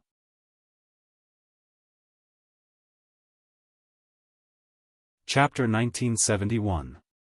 Qin Feiyang and the other three were also deeply shocked at this moment. A pinnacle divine art. A pinnacle divine artifact. And 100,000 soul stones. This was really a big deal. Perhaps only Ninth Heaven Palace would be willing to take it out. Hua Yi came back to his senses and turned to look at Qin Feiyang, saying, "Brother Jiang, should we also give up?" Give up? Qin Feiyang was stunned. As someone said before, although the reward is tempting, we need to be alive to enjoy it. Hua Yi said. Qin Feiyang shook his head and smiled, saying, "If we also give up, won't Feng Yuan and the others' efforts be in vain?" Hua Yi was stunned and asked suspiciously, "What do you mean?" Hua Yi still did not know about Feng Yuan and Feng Wenhai's plan. Qin Feiyang said with a smile, "They want to make a move on us in the assessment. All the more reason we can't go." Hua Yi said. "With such a generous reward, even if I know it's a trap, I can't help it. Maybe this is one of Feng Yuan's plans." Qin Feiyang said. "What you're saying is that this reward is a bait targeted at us." Qin Rushuang raised her eyebrows. Qin Feiyang said, "Feng Yuan is the hall master of the resource hall, so the reward is definitely related to him." "I see." The three of them suddenly understood. "Jiang Haotian? You really came. But you'd better not go, it's too dangerous." Several young men and women looked at Qin Feiyang and advised when they passed by Qin Feiyang and the others. "Thank you for your concern." Qin Feiyang said with a smile. "You won't listen. No one will sympathize with you when you die." The few of them snorted coldly and swaggered off. Fire Lotus looked at them and said, "Qin Dage, your identity doesn't seem to have been exposed." "Yes, it hasn't been exposed." Qin Feiyang replied. "Does this mean that the people who saved Guosweki are not Feng Yuan and the others?" Fire Lotus said. Qin Feiyang looked at Qin Rushuang and transmitted his voice, "What do you think?" "There's no need to think about it. It must be Mu Tianyang and the others who are using this kind of trick." Qin Rushuang transmitted her voice. "They're really fast. However, this is only interesting. Otherwise, how boring would it be for me to be alone in the ancient realm?" Qin Feiyang smiled secretly. "Feng Yuan alone is enough of a headache. What's there to be bored about?" Qin Rushuang rolled her eyes. Hua Yi glanced at the three of them and frowned, "Brother Jiang, are we still partners?" Qin Feiyang was taken aback. He nodded and said, "Yes, why? Since we are partners, shouldn't we be honest with each other? But look at the two of you now, flirting with each other and hiding everything from me. Is this how you treat me?" Hua Yi said with dissatisfaction. "Shut up. Who doesn't have any privacy? If you're honest enough, why don't you just tell us your identity?" Qin Rushuang said. "There's nothing wrong with my identity." Hua Yi looked innocent. Qin Rushuang said, "Do we look like idiots?" Hua Yi smiled embarrassedly. "Let's go. For the divine technique, divine weapon, and soul stone, we have to get first place no matter what." Qin Rushuang looked at the Sky Dragon Mountain range and said firmly. "Sister Rushuang, you're serious?" Fire Lotus smiled. "Of course. Let's go." Qin Rushuang waved her hand and rushed toward the Sky Dragon Mountain range. Qin Feiyang and Huo Lian looked at each other and also chased after him. Sigh. These guys are really not afraid of death. Hua Yi shook his head and followed helplessly. Looking at groups of people rushing into the Sky Dragon Mountain range, those who were afraid were struggling with their thoughts. Empyrean Palace, in front of the stairway to heaven. Feng Yuan and Feng Dehai stood side by side and looked at the void in front of them. There was an image in the void. It was the scene of everyone entering the Sky Dragon Mountain range. At this moment, the two of them looked like they were observing the situation there, but in fact, they were looking at Qin Feiyang and the others. The white-haired old man guarding the stairway to heaven was still sitting at the side. But just like before, his eyes were closed and he did not care about anything. In the image, Qin Feiyang and the others quickly disappeared into the mountain. Feng Yuan and Feng Dehai looked away and looked at each other. A murderous intent flashed in their eyes at the same time. Feng Yuan waved his hand and the image in the void disappeared. Then, he looked at the white-haired old man and looked at Feng Wenhai. He smiled and said, "Let's go back and report to everyone." "Okay." Feng Wenhai nodded. The two of them turned into a stream of light and disappeared at the top of the stairway to heaven. The storm has come and the peace of the ninth heaven palace is over. What will happen in the end? Just after Feng Yuan and Feng Dehai disappeared, the white-haired old man slowly opened his eyes and looked in the direction of the Sky Dragon City. He muttered to himself with anticipation. But soon, he closed his eyes again. Like an ordinary old man, he did not feel oppressed at all. Boom! Sky Dragon Mountain Range. The border area. The battle had already begun. The battle between humans and beasts, the mutual destruction between humans caused this mountain to be quickly swallowed by blood. Greed, selfishness, desire, all of these were displayed vividly at this moment. Too terrifying. This is simply Azura hell. Qin Feiyang's group stood in the sky above a mountain ridge. Their pupils constricted tightly as they scanned the slaughter that was happening everywhere before them, as well as the dismembered corpses and severed limbs that were flying all over the sky. They had underestimated the cruelty of this assessment. It was just the beginning and it was already so tragic. It was hard to imagine what they would find later. Fire Lotus shook her head and sighed, "This kind of battle, this kind of sacrifice, is it really worth it? Is it worth it? This is a difficult topic to discuss." Qin Feiyang smiled faintly. "You still have the mood to sympathize with them? Quickly think about it, how should we go?" Hua Yi said. Qin Feiyang looked ahead and his eyes flashed slightly. "Let's go a little further and try to avoid the battle." "Won't that take more time?" Fire Lotus said. "Yes. However, if we rush over like this, we will definitely not be able to avoid a fierce battle. At that time, we will waste even more time. Let's go." Qin Feiyang waved his hand and rushed into the forest below, heading southwest. Qin Rushuang and the other two looked at each other and immediately chased. Soon, the four of them rushed to the front of a canyon. After observing for a while, they did not sense any battle fluctuations in the canyon. The four of them went straight into the canyon. Roar! But not long after entering the canyon, a roar suddenly came from a fork in the front. Following closely, the earth shook and the mountains shook. A group of ferocious beasts rushed out from the ground. It was a group of mountain beasts. The smallest of them was more than 10 meters in size. The lowest cultivation base was at the war god level. And their numbers were as many as hundreds of them.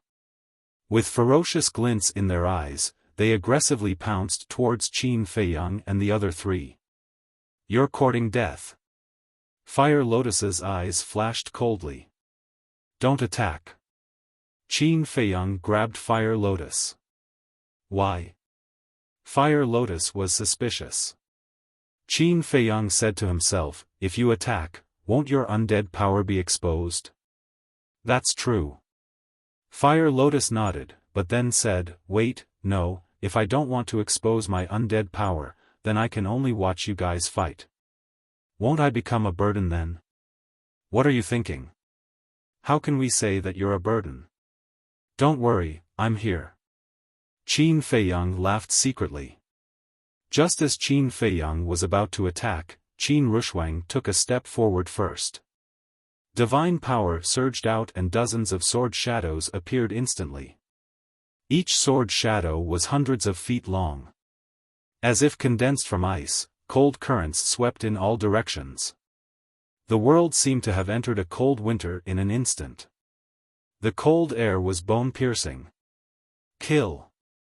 Qin Rushuang roared. Dozens of sword shadows tore through the sky and slashed towards the pangolin beasts in all directions. Divine power shook all directions. Roar, immediately. Cries of agony could be heard. The pangolin beasts who had just become war gods instantly lost their lives. Even the low-level war god pangolin beasts fell into a pool of blood, no longer able to fight. The air was immediately filled with a pungent smell of blood. Human, you're courting death. An angry roar could be heard. Accompanied by a loud bang, a pangolin beast that was hundreds of feet long roared out from the ground. It had the cultivation of an advanced-level war god. You're the one who's courting death. Sword technique fusion. Qin Rushuang's eyes were as cold as ice. As her voice fell, the dozens of sword shadows merged together. Clang! A sword shadow that was thousands of feet long suddenly appeared. Divine power also instantly rose to another level.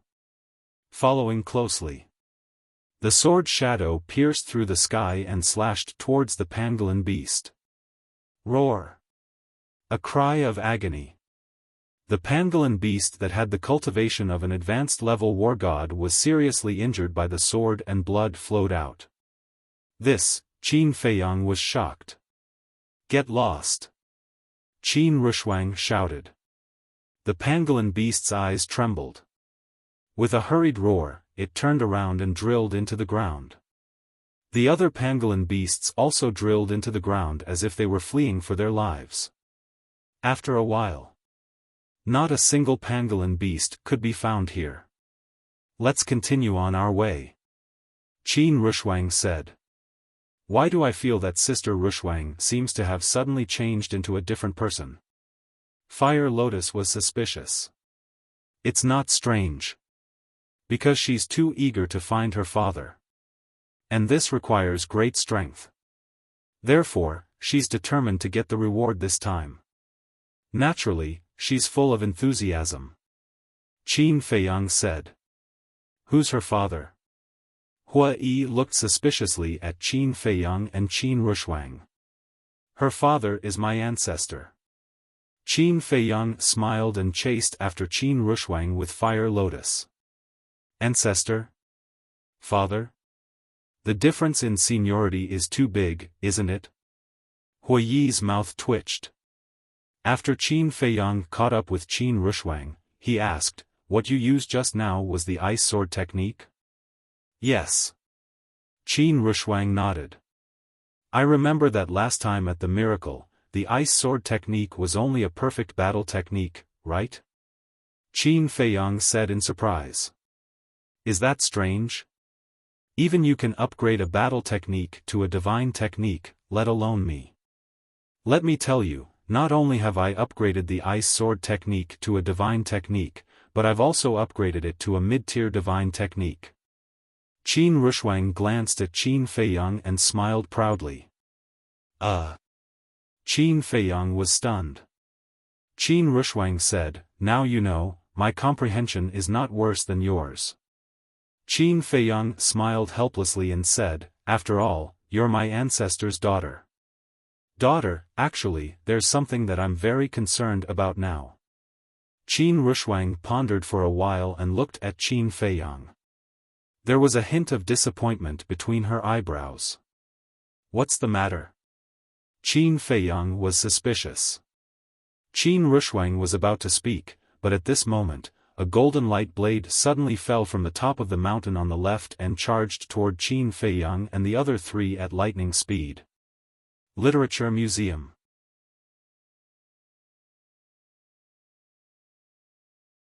Chapter 1972. Someone's here. The four of them raised their heads and looked up, a cold light surging in their eyes. Clang! Qin Rushuang attacked again. Frost sword technique was formed. Dozens of sword shadows rushed into the sky and merged into one. They slashed at the golden light blade with a destructive aura. No! Seeing this, Huiyi's expression changed as he shouted at Qin Rushuang. Rumble! But it was too late. Accompanied by a deafening sound, the golden light blade shattered the sword shadow as easily as crushing dry weeds. Puff! Qin Rushuang spat out a mouthful of blood and staggered back. I was too careless. She looked at the golden light blade with a bitter smile on her pale face. Stabbing others in the dark is not what a gentleman would do. Huiyi said angrily. With a stomp, the ground collapsed. He rushed into the sky and his divine power roared in all directions as he threw a punch at the golden light blade. Ah, at that moment. Huiyi also screamed as he was hit by the golden light blade and smashed into the ground. So strong? Fire Lotus was shocked. Qin Rushuang was only a beginner war god after all. But Huiyi, who was a great success war god, was not a match for the golden light blade. How terrifying was the cultivation of the person hiding in the dark. Qin Feiyang looked at Huiyi meaningfully and said to Fire Lotus, "Take them back." Fire Lotus nodded. He grabbed Qin Rushuang with one hand and Huiyi with the other. Then, he instantly retreated. Let me see who you are. Qin Feiyang looked up at the peak of the mountain and said coldly. He then teleported and dodged the attack of the golden light blade. Rumble. The golden light blade slammed into the canyon. The entire canyon collapsed and dust filled the air. Qin Feiyang stood in the middle of the dust and looked around. Whoosh! A black shadow, hidden in the dust, silently appeared behind Qin Feiyang. Its 5 fingers were like eagle claws as it went straight for Qin Feiyang's head. Sneaking around won't do much. Qin Feiyang's eyes were filled with murderous intent as he turned around and slapped. A dazzling golden light appeared in the center of his palm. Boom! The black shadow was instantly sent flying. His entire arm was lacerated and bleeding profusely. Hee, big brother, you're really amazing. A little girl's laughter rang out. Following closely. 4 figures appeared around Qin Feiyang. Dust billowed in the air, making it difficult to see their faces. Jiang Haotian, let us see what you're capable of. Another loud and clear voice exploded like a thunderclap, deafening everyone's ears. There's more than one. The gazes of Fire Lotus Trio, who had retreated far away, couldn't help but tremble. Boom! Before he could finish his words. 4 terrifying divine powers erupted like volcanoes in the dust and smoke. What? This divine might, perfect war god. Fire Lotus and the other two's expressions suddenly changed. Jiang Haotian, die. Another sinister laugh sounded. 4 waves of godly power surged out and rushed towards Qin Feiyang from all directions. Die? The corner of Qin Feiyang's mouth raised. He raised his arm and instantly sent out 4 palms. 4 waves of golden light appeared and flooded the sky, colliding with the 4 waves of godly power. What? How is this possible? They actually bounced back. 4 cries of disbelief suddenly rang out in the dust and smoke. Ah, but at this moment. Qin Feiyang suddenly screamed, and the 4 waves of golden light also dissipated. Immediately. Qin Feiyang fell from the sky and crashed onto the ground with a bang. What happened? The voices of the 4 people once again rang out, filled with shock that couldn't be dispelled. Brother Jiang, Huiyi scanned the area covered in dust and smoke with an anxious expression. Woo-woo. Suddenly. The wind howled in this area, and the dust and smoke quickly dissipated. Everything inside was presented to him. Qin Feiyang, at this moment, was lying on the ground with his back facing the sky and his face facing the ground, constantly twitching as if he was having a cramp. Looking up again. 3 men and a woman were standing in the air. At this moment, They were lowering their heads and looking at Qin Feiyang with a look of surprise. Why did he suddenly fall down without any reason? Could it be that the method he used before has some side effects? A man in black said. This person was skinny and had sunken eyes. His long hair draped over his face and his eyes were glowing with a faint green light.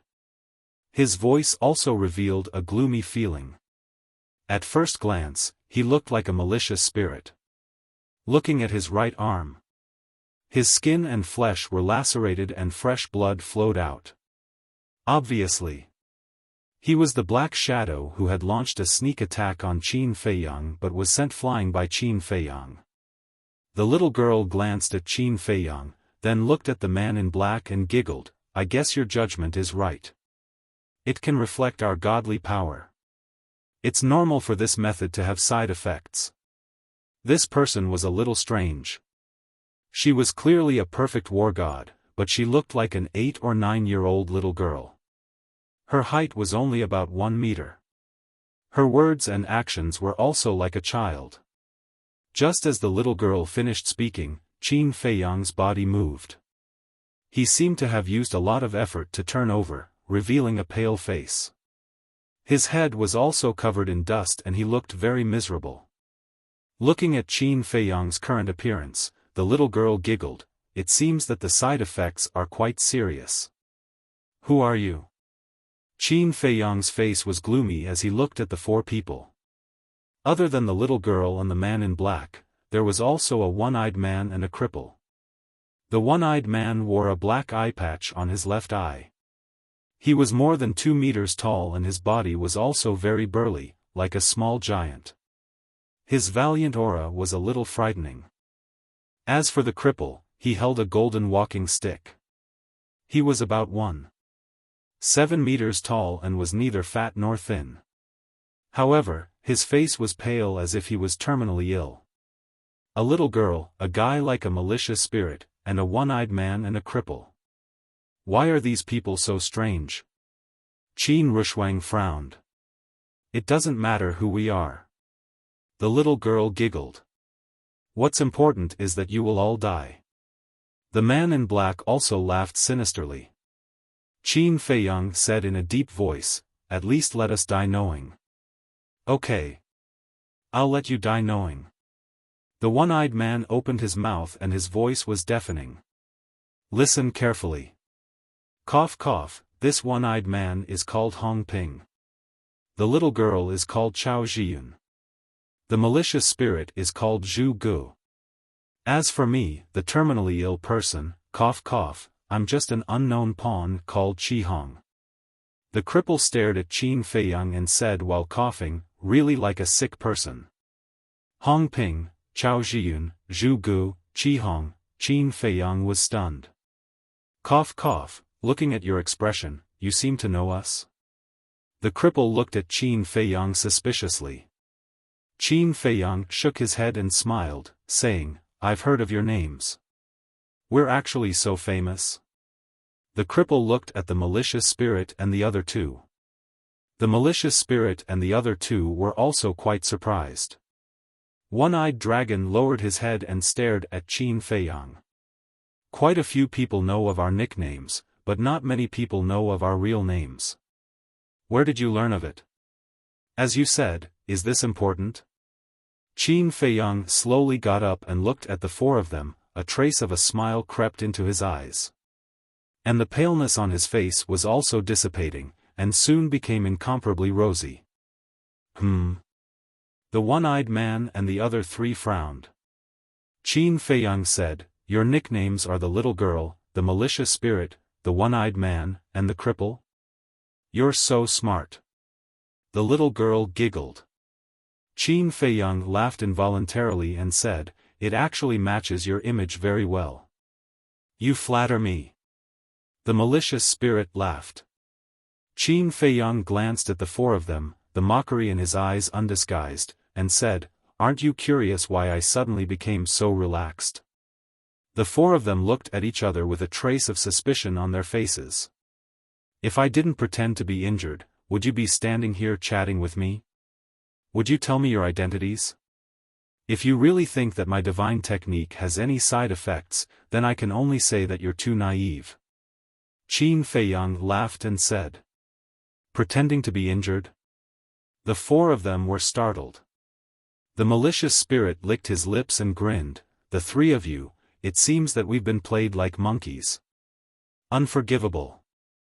The one-eyed man roared. An oppressive and valiant aura rushed towards Qin Feiyang like a tide. Big brother, are you deliberately provoking us? The little girl giggled. Then congratulations, you've successfully provoked us. The cripple grinned.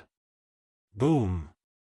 As soon as he finished speaking, the aura of the four of them suddenly surged. They were all perfect war gods. Hua Yi said in shock, 4 perfect war gods, Sister Fire Lotus, quickly tell your brother to run for his life. Run for your life? Fire Lotus's red lips under the mask slightly curled up with a hint of ridicule. If you anger us, you'll have to pay with your life. Big brother, are you ready? The little girl giggled and looked at Qin Feiyang. Don't disappoint me. Qin Feiyang laughed. Big brother is so stubborn. You're obviously scared to death, but you still have to pretend to be calm, aren't you tired? The little girl giggled, and a blood-red divine power suddenly surged out. At the same time, the cripple's walking stick shook, and a golden light blade swept out. Qin Feiyang looked at the cripple and said, so the person who ambushed us before was you. Don't make it sound so bad. Cough cough, besides, ambushing is also one of my methods. The cripple grinned.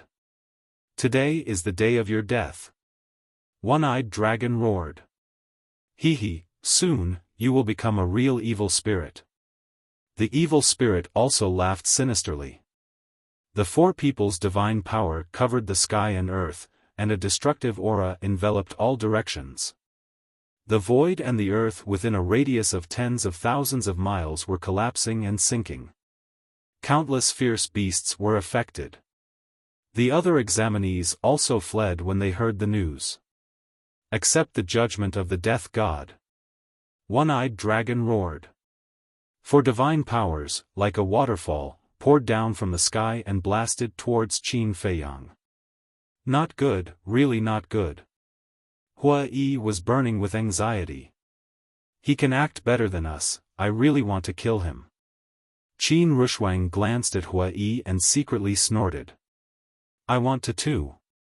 Fire Lotus transmitted her voice. If we didn't go to Black Dragon Lake to investigate, we would have been deceived by this person. Think about it, how could someone who dared to rob the Black Dragon's treasure be such a coward? At the same time, in the 9th Heaven Palace, in an ancient hall. Inside the hall, it was 100 meters high. Dozens of people sat on the chairs in order, looking at the void in the center of the hall. There were pictures. One of the pictures showed Qin Feiyang's current situation. Feng Yuan and Feng Wenhai were also present. The others were all paying attention to all the pictures. In other words, they were paying attention to all the examinees. But Feng Yuan and Feng Wenhai had been paying attention to the picture where Qin Feiyang was. And in the depths of their eyes, there was a trace of a sneer. Literature Museum, you're tuning into the Xiaofan's Wuxia Tales YouTube channel. Don't forget to subscribe and join us on this journey to catch the most captivating stories.